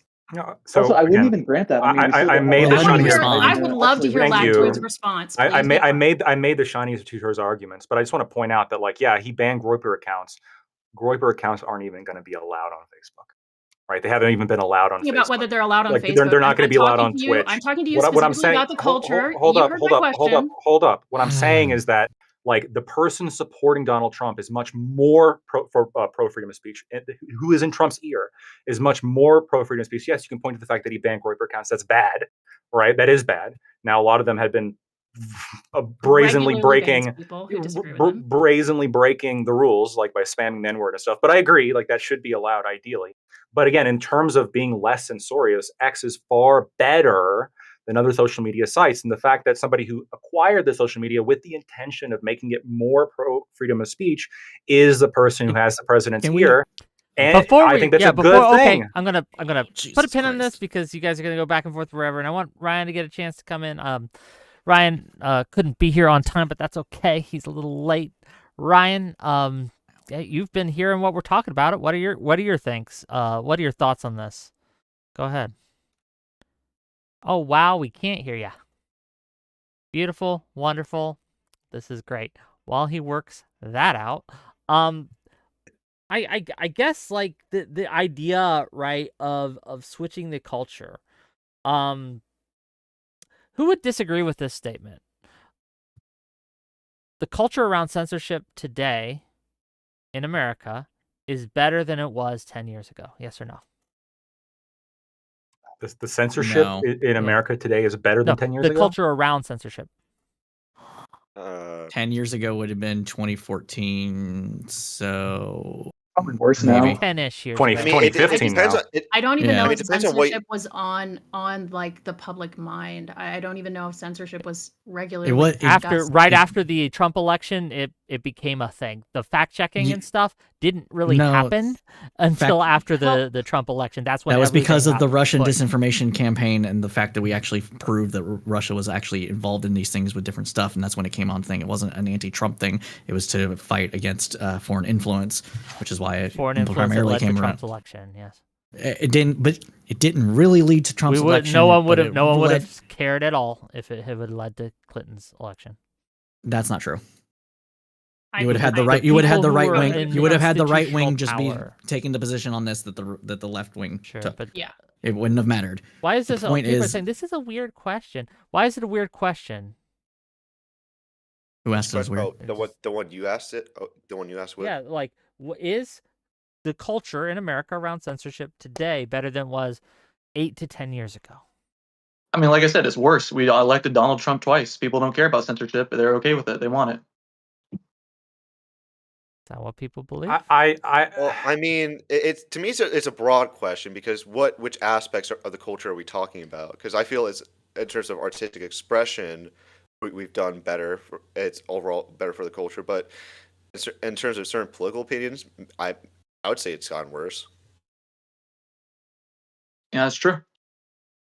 Okay. I don't just agree, know. to be I clear. don't remember 10 years ago, Wick. I mean, You it could have been better. It How could- old are no, you? Well, I'm obviously older than 10 years old, Wick. What I'm saying is that like I remember there being like, in early kind of like this early segment of internet, like we were pretty good on censorship and that we really didn't have much. And then there was this major crackdown, Around I don't 2015, 2014 to maybe about 2019, 2015, and maybe 19. 2016 was a backlash of this. So if we're saying like we're more cognizant of the dangers of censorship now than where we were in 2015, I think that's probably true. I think that's probably a good thing. I think culture the is censorship- less accepting, and I'll let you go in a second, Cypher, but the culture today is less accepting of censorship, at least in America, than it was before. Whereas no one would have batted an eye if you would have gotten deplatformed back in 2018, 2020, 2017. I mean, there would have been some but 2020 was awful. 2020 was the was- worst. It was a Yeah, under generally Donald Trump, it was accepted. pretty bad. Yeah, it was generally But it wasn't accepted his that it was fault. Okay, right? But then Yes, Trump runs Twitch. Yes. then I'm Runs just all those saying here, private companies. there has been a switch in this where it has become much less culturally acceptable to do that kind of thing. So I want to say that the reason why this switch has happened is not necessarily. It's partly because of COVID, and a lot of people were hammed up in that, and there were some liberal woo hippie types that were like, "Hey, I don't want to get the vaccine. It was released in a lab. It was made in a lab, and that's not natural." Bleh. Right, and spreading disinformation and COVID skepticism and all this other stuff. Measles outbreaks being promoted everywhere and fucking whooping cough, blah blah blah blah blah. But I would say that a good portion of this was not because of politics. I think that the reason that we're seeing a lot of this is not a reason that we're seeing a switch in this is not because of politics, but because Facebook and just primarily Facebook, so Facebook Meta platforms, so Instagram and Facebook. They were trying to combat bullying against teenagers and teenagers driving each other to suicide. Yep. And that hammed up everybody because you couldn't respond to somebody and call them a bitch anymore without getting banned. You couldn't say you, and then when they started saying stuff like when you tried to talk about how certain countries acted, you couldn't do that because then you were claiming against a nationality. So you couldn't say Americans are stupid. You couldn't say America is stupid. Make claims like blank, like all blank are blank. I remember once I called a woman a silly goose, and the exact way I phrased it, I got my comment was instantly removed, and I got a notification from Facebook like, you can't say it. Like, I said, wait, was that right wingers? A silly goose. Was that right wingers or left wingers that you think removed that, or would have? It was neither. It was Facebook. It was Facebook's automatic. Yes. Yeah, it was Facebook's automatic system. You can usually tell if it's the automatic system as well. So Lactoid, you're saying that AI didn't really exist. AI, as people are talking about it right now, did not. We didn't have large language models until ChatGPT 3 or 2.5, and then that's when it started going into production for large companies. But what we did have is, we did have natural language processing. And what that allowed us to do was to take words that were one or two words away from another word, pair them together, and then use interpretation of that to say this word is a negative connotation versus a positive connotation. And so in Facebook, what they did it very lazily. They did 3 or 4 words beyond a word that was bad. And if you strung these together in like 8-word increments, basically, and you tagged the person, then it was read as being negative, they would ban you. And the reason they did this wasn't because of politics, is because of the bullying, because they were getting so much flack. But what I'm saying is that like on the motivation to combat bullying, I think is going to be primarily left wingers. It was parents. It was parents. I understand parents are. Let me finish this. Okay, I understand parents are the bane of everything. I understand that they're the worst, 100%. But what I'm saying is that like you can't tell me that the reason why like Rumble and Kick and Gab and these social media accounts, or social media platforms, came into being and are populated almost entirely by right-wingers that have been removed from these other like social media accounts. You can't tell me that's a coincidence. That it just so happens that all the push for just unintentionally, all the censorship happens to have a left-wing slant, and so the right-wingers get kicked off and have to go form their own shit. Because it was anti-bigotry, right? And so which is motivated by left-wing belief. I think that's not a left-wing belief thing. I think it's not left-wing to by be. Definition, it's anti-hierarchical. By definition, it's left-wing. No, not. Yes. There's a lot of bigots. You're telling me that if I say something transphobic, a right-winger is just as likely to be like, "Wow, we're going to ban you for that." I would say it's a civil. I would say it's a civility thing. No, not it's left necessarily wingers. left. No, I'm saying yes, it's going to be the a left wingers thing. are pissed off. No. The left wingers are pissed off about racism. The left wingers are pissed off about transphobia. You can't. You are selling me shit and calling it gold right now. Just as much. So not about transphobia, not about racism. But bigotry is not referring specifically. Bigotry against who? Transphobia and just racism. Anybody. Who does Gab ban? Hold on. If I were to say on Facebook, all Christians are demon-worshipping pieces of shit that need to be purged from the United States in order for us to have a just and fair civil society, I am just as likely to get banned as somebody saying the T word. I want to hold on. There's a reason that you censored the T word on Twitch, but you didn't censor the other. There's a reason. There is a reason. Well, to be clear, it's not because one will get us banned and banned from my platform because you'll get me demonetized. And I don't fuck with that. And I'm not sure. Also, the other one you can get away with. That might be common on Twitch, but in my experience on Facebook, it's actually the exact opposite. Okay, I can't speak especially I was in a lot of I'm not kidding when I say I was on Facebook a lot. I am ashamed of how much I was on in Facebook groups, okay? But in my experience, if you were racist towards any marginalized community, it was more often allowed than if you said like I hate white men. I hate men. Men are trash. To the extent that people on the left who would make these comments actually started developing their own ways of posting these messages and saying these things to one another, at least. You couldn't to- use W or you couldn't use YT in a sentence. Yeah. It You got had to it, a and point. then they, Yeah, if you said YT, if you it was kind of insane the amount of moderation that was going on Facebook, especially compared to basically every other site. Facebook, in my experience, was doing it before a lot of these other sites. So there were a lot of ways that people reacted to that by using different punctuation, by writing words backwards, by using emoji. They did everything. Meanwhile, people on the right just got banned because they didn't want to do it. Let me ask you this. If I presented you a study or a survey that I may or may not happen to have that demonstrates that people who identify as left-wing are far, far, far more likely to desire and push for censorship on social media and regulation of social media than right-wingers, what would your response to that be? it's going to be obviously. No, sorry, it's not you. It's Like not even close. Like right-wingers Thank you are like, for let's the just prime assume. sub, Mad definitely- Villainy. Really appreciate you. I could see that being the case, but that wasn't the Why? point that I was making. If you didn't understand, Why is that that? was being made before. Why is that? Just out of I curiosity. mean, personally, I don't like being called the N-word. I don't know of an equivalent that I could call white people that they That wasn't would my question. find I have a just as few. nefarious, which is That why I'm wasn't my saying, question. I think there are a lot of cases in which leftists argue for censorship because they don't like the way that marginalized communities are regularly targeted. That's what I said.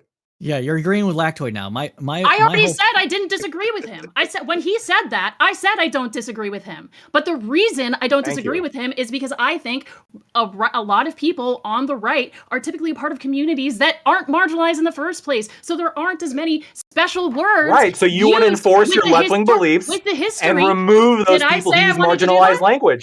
Did I say I wanted to do that? I don't. The left-wingers, I don't your believe people. I made that claim at any point in time. If you want to argue against what I'm saying, go wild. If you want to argue against other people who aren't in the room, then I don't know. Take to Twitter.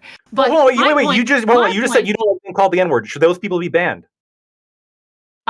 No. Based. All right. I will accept you. I will exempt you. That is a part of why I'm most saying left-wingers. Okay. That is a part of why I'm saying a lot of people on the left are not like you. They're horrible. because of the history behind the attacks that have been that are going on in social media in the first place. The primary motivating factor for this is not anti-hierarchical, because a lot of tankies are pro-hierarchy, right? It is a sensibility issue, which is why whenever I go ham on Facebook, some right-winger always gets a wild hair up their ass and blocks me over whatever I said because I'm too mean to them. Okay, that's a different form of censorship, one that I'm perfectly okay with, right? Because that's on an individual level. You want to block me, fuck it, I don't give a shit. I bet you I get blocked more. You might. I don't care. It doesn't matter. But what my point is that it's a liberal sensibility issue. It's a liberal sensibility issue, not necessarily a left or right wing sensibility issue. There's plenty of people on the right wing that want to censor a bunch of other stuff, right? You don't want to see the right wing. What did what's his face say? Get rid of trans people. Like the transgenderism's got to be eliminated from the country. Michael Knowles, thank you. Yes, he said that. He said trans ideology, not really trans people. Ideology, right? But if I were to say, banning it from social media. If I were to say white ideology needed to be eliminated from the country in order to have a better country, a bunch of right wingers have been like, "Oh, you're being bigoted to white people." That has been modern, inline left wing discourse. We got to combat white culture, be less white. Coca-Cola had advisors come in and literally talk about how you had to be less white. There was a whole controversy. The Smithsonian even outlined it too. The Smithsonian.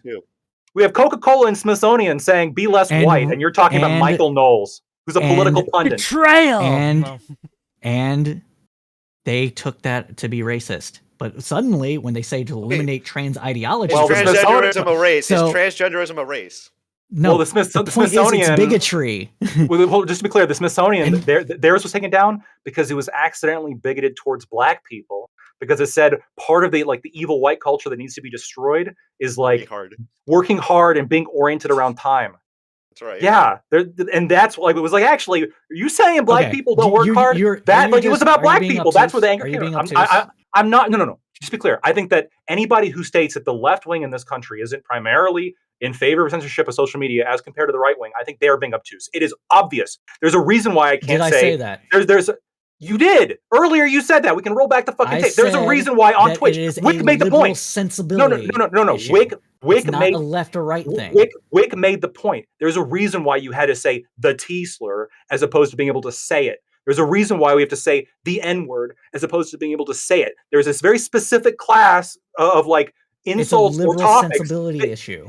Yes, that is primarily shared among left wingers as opposed to right wingers. Statistically, okay.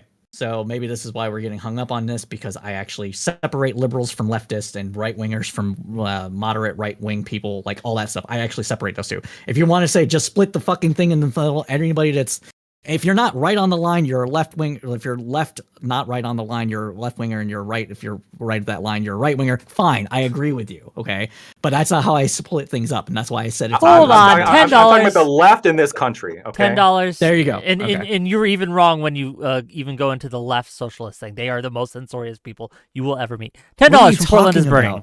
I didn't say anything Trump, about socialism. Then I don't know how you were defining left. Okay. You can ask. $10 from Portland matter. is burning to say this. Donald Trump has promised to ban the teaching of CRT, including on the campuses of private colleges. This seems like a much bigger attack on free speech than people getting banned on social media. What do we think of that? So that's literally the government doing it. Banning CRT is fine for public institutions if we're all going to pay for something. Yeah, it's fair to dictate the curriculum for that. That makes sense. When because it's public, we're all paying into that. It's part of the what we're teaching kids. When it comes to private institutions, I'd be against that for sure. Did he propose banning CRT for private institutions? It's a super chat. He hasn't given me a source. I don't know. Right? Like, so this is how they were talking. Public and private, yeah. There's a difference, but the point is that they were going to target public money going to any institution based off of the speech that the institution is engaged in. Doesn't matter if it's public or private. So it would be like the equivalent of me saying, "Hey, you're going to get this $10 if you do what I ask or not." And that's literally the government getting involved in the free speech of others. You're literally picking winners and losers in that situation. These public institutions are supposed to serve a specific purpose. If they're not serving that purpose, then why? It depends on the charter. It depends on the charter of the public institution. They are quasi-public. They are quasi-public. They're quasi-public. Private. Sorry. They are public-private partnerships that have charters that give them their existence. If they are outside the bounds of those charters, then they can be. They are subject to having rulings against them that would take away that charter status. But they are not fully public institutions. A public college that is funded by the state of Florida, for example, doesn't have to do every single thing that the state says. They still have free speech issues, but they still also have to protect the free speech of the students. Yada yada yada. It's a very complicated thing to talk about. I understand it is complicated. I would say that generally I'm fine with banning it on public campuses, and especially if we're talking about children. I mean, if we're talking about under 18, I mean that is an easy answer. But the question I have is like, when we're talking about private institutions that we fund with our public dollars, I mean, I think at that point it's just like a line question, right? So, you're saying there's a question of whether or not we should ban, the teaching of CRT. Well, like, let me ask you this: would you be okay with, like, I don't know, like Nick Fuentes's University for Hitler Appreciation, that getting public money? Would you be okay with that? I wouldn't be okay with it, but it would be legal and illegal for the well, let me ask you this, Lactoid. Involved. Yeah. So we should fund Nick Fuentes's Hitler. It's not a we should thing. It's a legality thing. Let me try this. It would be a violation of free speech to do it. Lactoid. To not do it. You have a community. You have, let's say, a community in Arizona, right? At a public school in Arizona, right? The people everyone there in that community, they go to the school board, right? And they lobby for this, and they said, we want this taught in our school. We like that this is taught in our school. We want it to be there. Do you think that the federal government should have the right to go in and say, you can't teach that, even though sometimes everyone wants it there? Yeah, so like, let's say it's some weird hippie commune, and like one of the things they're going to teach their fourth graders is like how to engage in hardcore anal. Yeah, I'm having the feds come ban that, 100%. And we're talking about like over 18. I'm much less like okay, I think, Do you with think like these things CRT happening. counts under that? So I've looked into CRT as espoused by Stefan Schick, Delgado, etc. It is like fundamentally an anti-scientific, anecdote-oriented blabber that is poisonous, right? And we can talk about CRT. Like people don't understand really like what the full of CRT, even conservatives, right? They'll just think that like anything is CRT that they disagree with. But actual CRT, like the kind of shit that you'd want to like prevent, it would be worse than teaching like creationism to like a class of biology students. It is entirely unscientific. Yeah, What it's do you think it's primarily being? like Hold on. lived experience. Okay. What is so? In No, order to Cypher, shush, Jack. Don't let him cuck you like that, Jack. Okay. Give your balls a tug. Yeah, but Talk. Go ahead, please. Gotcha. I mean, I was just going to agree with Lactoid. Like when you look at what CRT espouses, it's primarily lived experience over primary evidence. And if you're looking at, if you're advocating for that in an educational setting, I just don't see, from my perspective as a parent, I'm not a parent, but just hypothetically, why you would subject your kid to that instead of something like a grammar or math. It just seems what about history? Counterintuitive to school. Okay. History Civil is service. objective. History is objective. Yes, it is. No, it's not. No, it's not. You History fo- is you literally follow- one you of the follow a most paper trail. one of the most subjective topics when it comes to how it's taught. Like, what are you going to do? Like, upload the information of all of human history into every mind? You can't. You have to pick and choose the information that you're going to be teaching, and the people who are picking and choosing it are typically, they always say history is written by the winners. History is written by a bunch of people, and then the winners pick which history to teach. Yeah, this is actually, I agree with this, that like it's subjective in the sense of kind of going back to what we said before. Like if you fact check only, if you choose what to fact check, even if your fact checks are 100% right, you can still mold a narrative that might not necessarily be true. So for example, right, like when I was going through high school, the history that was taught was primarily like white people came and were evil, tortured the Native Americans, etc. We were all bad, right? And so I sort of had this all that the specific events were true that I was taught, but I left that class having this narrative, which is that like these peace-loving hippies were all hanging around smoking, and then the fucking Europeans came in and destroyed everything. And then when it came to, when I got to university, I was taught about, the Aztec Empire, how brutal they were, how arguably is one of the most brutal empire in the history of the world, how most of the people that conquered the Aztec Empire were not actually Europeans. They were neighboring tribes that joined with the Europeans because they had been enslaved and tortured for so long. And this had just been bypassed, right? I just didn't get this information. And this matters because it dramatically changes your view on history and who happens to be the historical good guy or the historical bad guy. And that matters because we have people right now who are saying, well, you're the historical bad guy, white people. And so you owe us something. You shouldn't get affirmative action. You shouldn't get this. You shouldn't get that. You suck. Subjective history is exactly why we have CRT, though. Like, the reason CRT exists is because so many people have been taught a subjective history of America. I would even argue that CRT is different. I would even argue that CRT is not even actually being taught in like elementary school. It's not being taught anywhere under high school. Look, no. See, what conservatives claim CRT is might be in some schools, and it might be, and it's primarily in the schools that they send their kids to, which are not necessarily elementary schools, but also these private schools that do a little bit more deep dives into history and things like that, right? You're not seeing this in like public schools in Oklahoma and Native American stuff aside, right? Wait. This is a little bit obtuse, right? Wait. Can I elaborate real quick? Okay, sure. Let me just elaborate here on what I mean here by critical race theory, like the actual like theory itself is a legal theory that was thought up of a while back, right?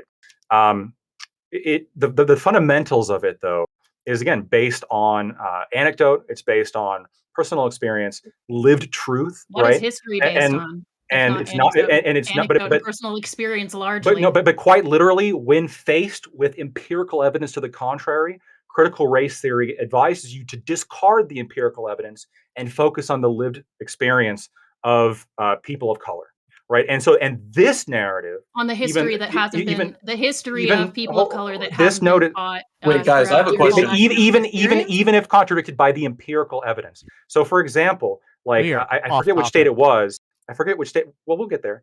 I forget Will which we? state it was, but there was I think it was Wait. I think it was California. Have you guys seen Hold on, like Lactoid. the I have a question. anti-racist math pamphlet? Have you guys seen that?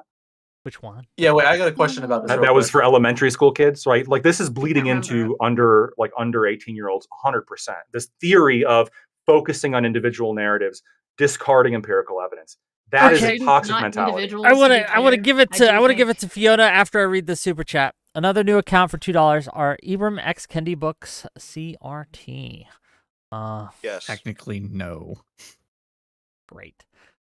Fiona, please. You They had might have something to some hopefully elements get us of back on people who track don't know to what the actual CRT topic is. of the panel. But Then maybe. Yeah, you can have so a I was CRT just debate gonna another say, day, CRT. right? It is CRT. I don't Yeah, know. so I read a lot of Bloomberg and AP articles yesterday about Mark Zuckerberg, and I'm just wondering, did I miss CRT in them, or like, what are we talking about?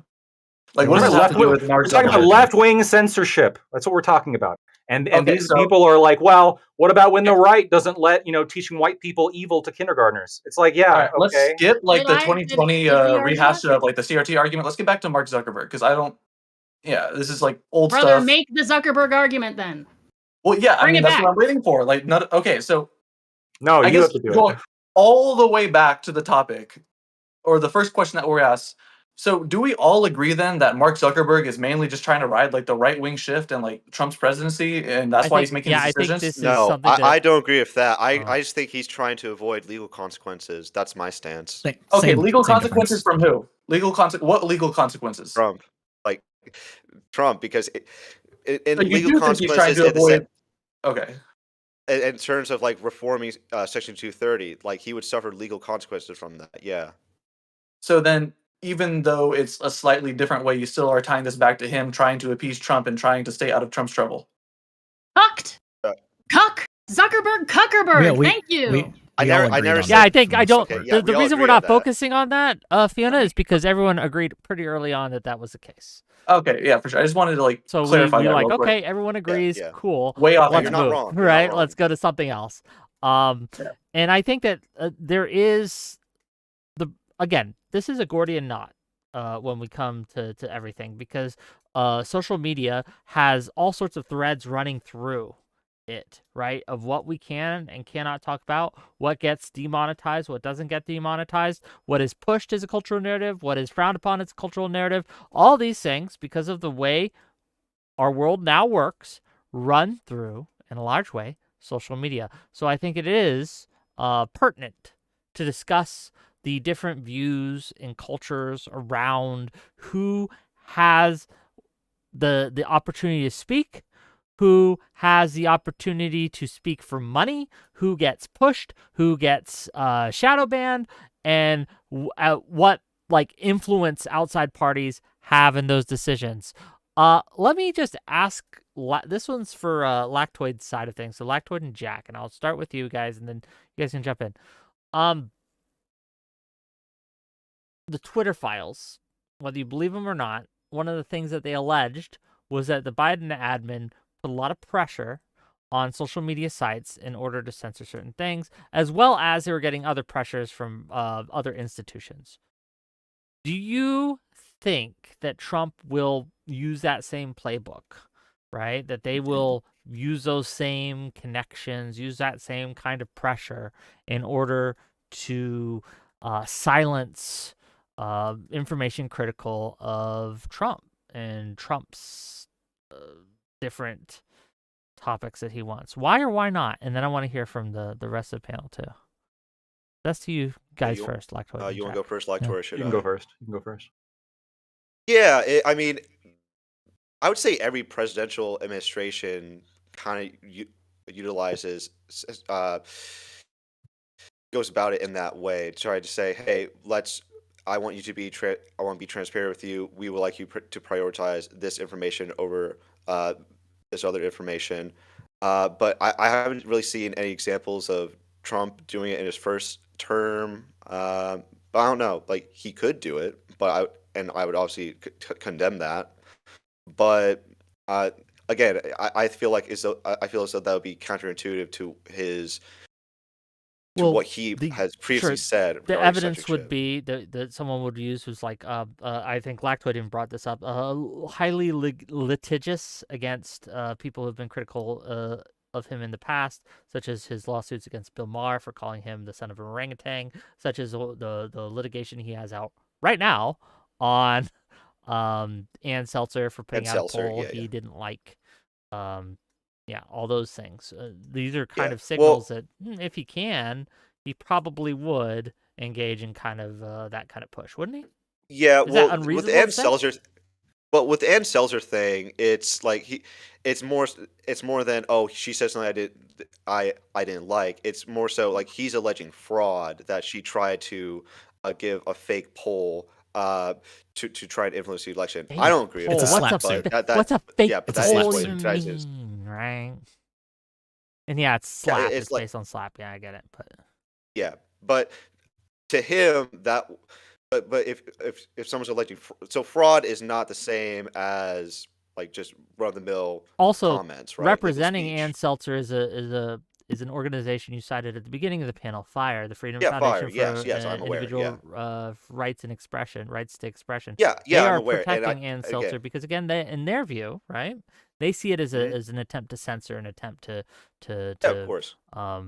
try to put a huge chilling effect on any information that would come out that would be negative towards Trump. So again, like Right, with of all course. these, I think it's sizable evidence that they're probably going to engage in a lot of the same kind of pressures that the Biden administration was dinged for. Hmm. If you disagree, that's fine, but I'd like to hear why. Well, again, it just comes down to whether or not like Trump actually believes that she committed fraud.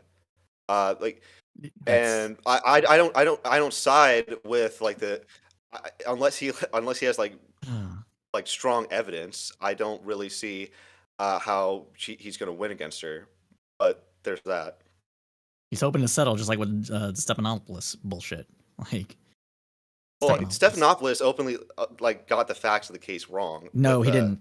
So if the with judge Daryl, that yeah. actually ruled, the judge that one of the judges said that in the colloquial sense of the word, which is what Stephanopoulos was actually alluding to, he was liable of the R word. I don't know if we can say that here. I've been on TikTok too much. You say great. Those G, right wingers, they're always G. banning those words, aren't they? Again, it's a liberal sensibility thing. Uh-huh. So, but Maybe yes, it's liberal sensibility. I still don't know what you mean. Like, again, I'm talking pinky spaces. I'm talking socialist spaces. I'm talking any kind of definition of left that I've ever heard before. and yet even the they're- libertarian they're- left, and- the anarchist left, they like, I will we don't say, want these people on, and we I want to don't know dox any and lefties, destroy them. any staunch lefties that consider themselves liberals. There's like a hard line between leftists and liberals, at least from leftist yeah, perspective. no one's That's a- arguing that. Yeah, that's a different question, right? But anyway. What he's saying is that there's like, don't say the N word and that sort of stuff coming out of socialist spaces, which is true. That is happening, My but it's apologies. still a liberal sensibilities thing. So You're right. Left Um, wingers are much less likely to have liberal sensibilities. True.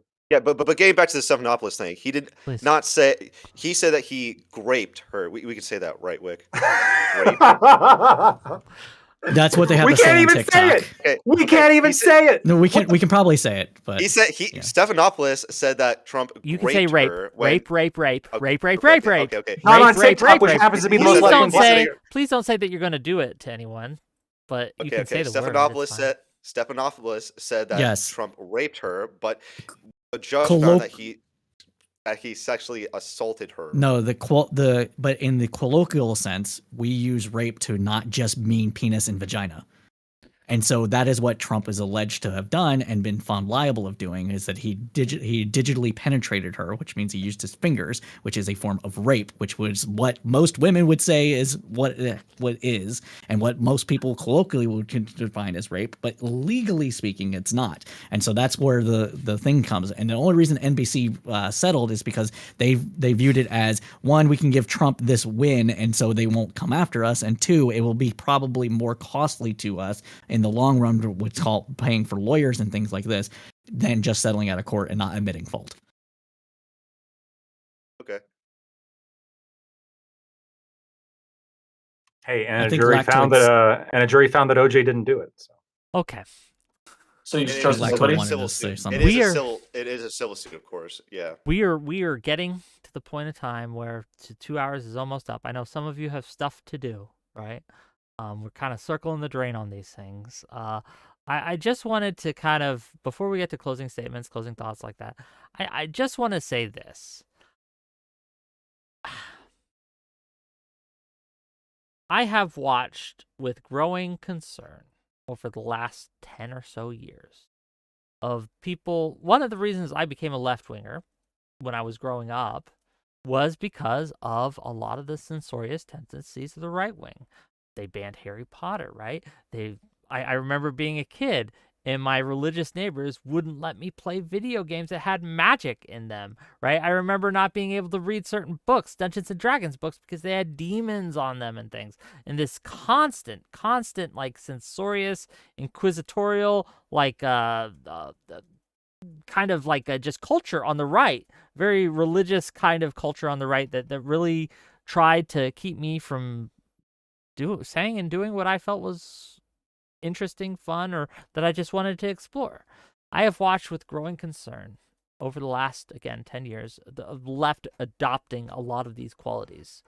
And this, again, after the Trump election, a lot of people decided to take it more seriously, to get more involved. But this had been happening even before that on campuses and administrations and in various institutions where they have been more and more censorious. And it is a big problem. Thankfully, it has become less so in the last 2 to 3 years. It has after the peak at 2020, I think it's been declining since, and I'm liking that happening. When it comes to the Zuckerberg changes, yeah, I think he's kissing the ring, but I don't care because they're good changes. So he can kiss that ring all he wants as long as we get these changes. They're manifestly a good thing. Now, thank you all for being here. Thank you all for coming.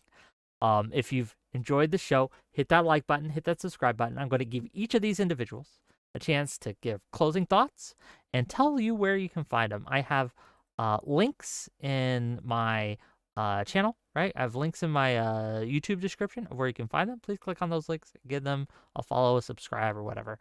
I really appreciate you guys. We got some great shows coming up tonight, later in the week. Thursday's the big one. We're going to have Not So Erudite. We're going to have Sad Kit Kat. We're going to have Kerbafine and one other who's I'm in talks with. We're gonna talk about what it means to be a woman online. Like what's it like being a woman online? What are their challenges and experiences? And that should be a fun discussion. On Wednesday, we're gonna have a one-on-one debate between Quibbles Over Coffee and someone new, Visora, on whether or not socialized healthcare or a state-funded healthcare should provide for sex workers to people who are deemed that would help them mentally. And that should be a fun debate. But without further ado, let me give the mic over to Lactoid first, and we'll let Cypher have the last word. Lactoid, go ahead. I appreciate that. I got another panel to jump to. That's so, why. Go ahead. No, yeah, I appreciate that. So I just want to just read out something real quick as a closing. In a 1997 book, law professors Daniel A. Farber and Susanna Sherry criticized CRT for basing its claims on personal narrative and for its lack of testable hypotheses and measurable data. CRT scholars, including Crenshaw, Delgado, and Stefanchik, responded that, quote, such critiques represent dominant modes within social science which tend to exclude people of color. In these realms, truth is a social construct created to suit the purposes of the dominant group, end quote. Truth is a social construct. This is the underlying idea of CRT. And I think for a lot of left-wingers engaged in censorship and had been engaged in censorship, the idea of truth being a subjective and construct, I think, was the foundation for their ideas, for the foundation for their ideology, was the foundation for the actions that they took.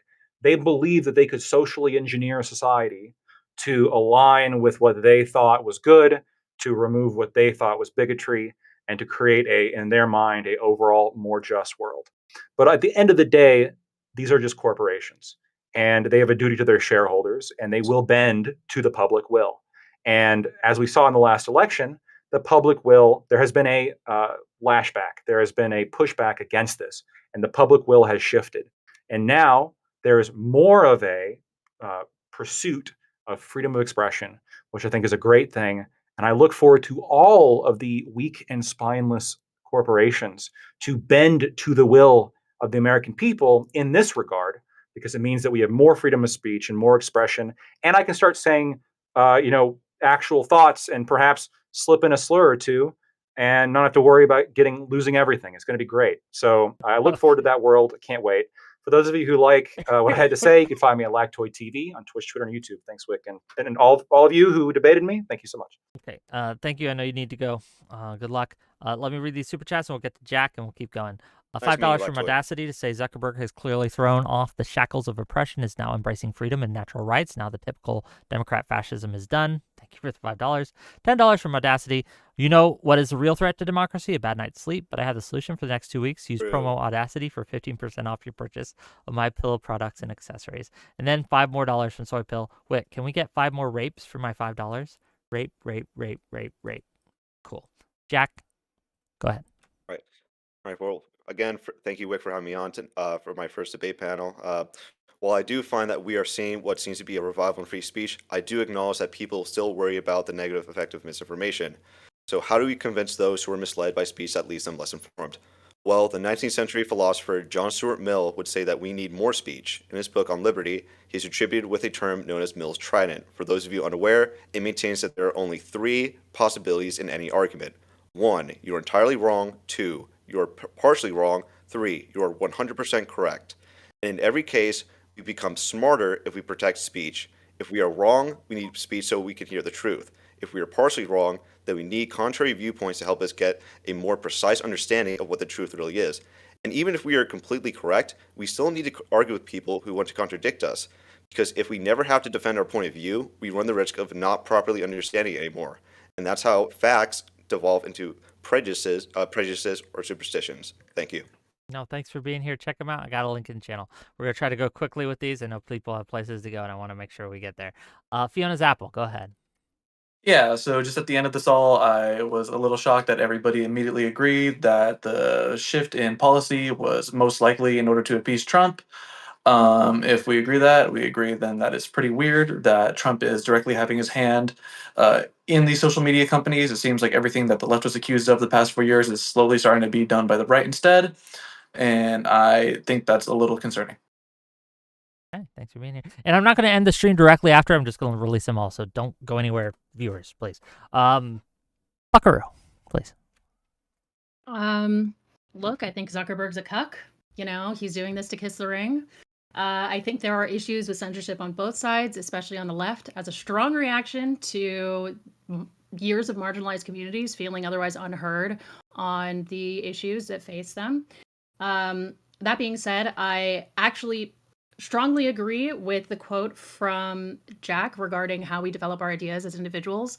I do think that you should listen to what other people have to say. If people are attacking you unreasonably, then go ahead, block them. But if somebody's just presenting you with a new idea, why not just use that as a moment, at worst, to refine your own argument and be able to change more minds or learn more. I think we live in an information age. Instead of blatant censorship, we should use the World Wide Web. It's what it's for. We should have an equal balance of fact-checking and community notes. All that being said, I hate Donald Trump. Thank you. Okay, well, thanks for being here. Links to her stuff is in my YouTube description. Oh, yes. Big Papa Buckaroo on Twitter and YouTube. Thank you. Cypher, close us out. Yeah, so I'm going to disagree with Jack just a little bit just because of the scale issue that is social media for my roundup. Everybody here agrees that Zuckerberg and most corporations do not have any sort of moral compass other than what is the big dollar green. Thank you, Milton Friedman, you piece of shit. Now, with that said, I think that we need to have not more speech necessarily. We need good speech. And by that, I mean people that actually exist. So to give out some advice on this, if you're engaging with somebody online and you cannot prove that they are a real person, treat them as if they're not a real person. Ignore what they're saying. Do not take what they say at face value. If you cannot prove that they are a real person, do not engage with that as well. That is the best advice that I can give anybody on these platforms, especially if you're engaging through text. So if you want to understand where people actually are, you need to look at data. You also need to look at not the crowd, but the crowd that is actually willing to put their face where their words are, and then not hiding behind some bullshit. Now, we're all online here. We all have different pseudonyms, avatars, whatever, but hey, at least we're showing our faces on this beautiful program that Wick happily provides us here. So take people that are willing to actually put their faces out there to be more sincere in their beliefs than those that hide behind some sort of random avatar, especially on Twitter, especially if they pay for Twitter. With that, you can find me on YouTube and TikTok and Blue Sky. Those are the platforms that I use now, simply because I don't like how Instagram does things. Twitter's always been a cesspool to me and never really got it. And yeah, so that's where I'm at. So Cypher Report, where I give you the tools and information you can use to decrypt the world. And thank you everybody for being here. Again, we're not ending the stream. I'm just moving most of these people out. I know Lactoid has to go and most of you have to go. If anyone wants to stay because I have some thoughts, feel free, but you are not required to. So wave bye-bye, and we'll get to it when we need to go. Okay. Yep. I'll just move all you Thank guys out. Yeah.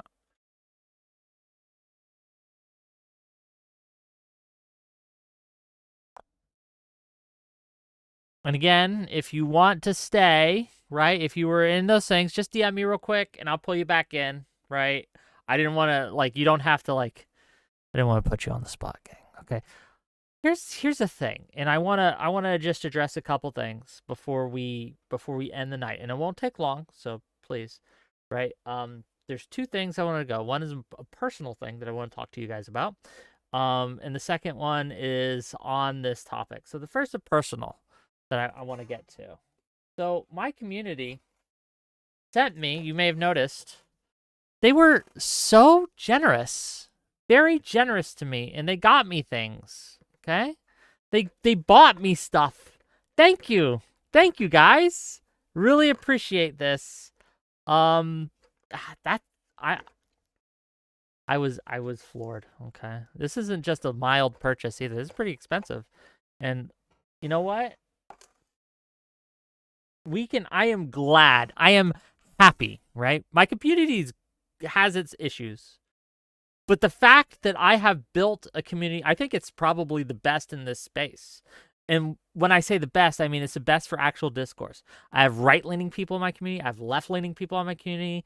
And they, at least somewhat, actually have discussions and discourse. Now, there's obviously, as in any community, there's some issues, right? It's not perfect. I'm not trying to suggest that it is.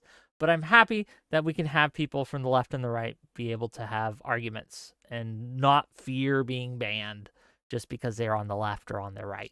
And we need more of that. To the topic at hand, something that was said that I really want to get across. Just because I think that the left is more censorious doesn't mean that I think the right isn't censorious. It absolutely is. I think that one of the worst states when it comes to censorship is actually a Republican state. It's Florida. I think the Floridian censorship is off the charts, and it's one of the worst states to live in when it comes to freedom of expression. It has a good economy. It has some other things going for it. I love you guys, Florida. Florida's kind of like my home state, if you will, in a lot of ways. But yeah, it's just really bad down there when it comes to free expression. We can do this better, gang. And we should. What I want to happen, what I'd like to happen, my dream here, ladies and gentlemen, my dream is for the left to become the party of free speech. I know it's far off, right? I know there's a lot of obstacles. But the right isn't the party of free speech. It's just not. The left can take this mantle. When we talk about winning elections, especially Americans, a lot of Americans believe in free speech, right? A lot of them do. And right now, they don't feel like they have a home. Let's give them a home. Let's give them a place where they can feel like actual freedom of expression, actual First Amendment protections are being advocated for, even when it might hurt us politically. freedom of speech makes for free people. It is foundational to all our other rights. A government who tries to censor, who tries to ban, who tries to put pressure and put their political opponents in prison and frivolous lawsuits against pollsters that they don't like, is not a free speech government. We need to fix this. We do. It's a real problem. And we need to fix it on a personal level as well. Because that's the politics and the culture are related to each other. One springs from the other and the other feeds back into itself. If our culture continues this push towards more freedom of expression, our laws will follow suit. And I want that to happen. And I'd like to see that happen. So please, for this next year, I'm going to really be pushing home on this free speech stuff. And I'm going to be holding Trump accountable when he fails. If Trump tries to implement censorious measures, if he tries to ban flag burning, for example, I will rail against that, as all lovers of free speech should. Yeah. Did you guys enjoy the show? I hope you did. Got some great ones coming up. For now, we're going to bid thee all adieu. Who is streaming right now? And thank you first of all for coming today. I really appreciate you all showing up. It really helps. Again, if you please like the channel, it's free. You could just like it, and it really helps. Let me raid Lactoid. We're gonna raid Lactoid today. Okay, we can raid Lactoid today. Let's do that. Is he streaming? Yes, he is. Let's raid Lactoid. I agree, Testy Johnson. Wise choice. And I'll see you guys. Tomorrow I might have call-ins. I don't know. But Wednesday's the next scheduled thing. It's going to be at 6 p.m. Eastern between Visora and Quibbles Over Coffee. Check us out. See you then. Bye-bye.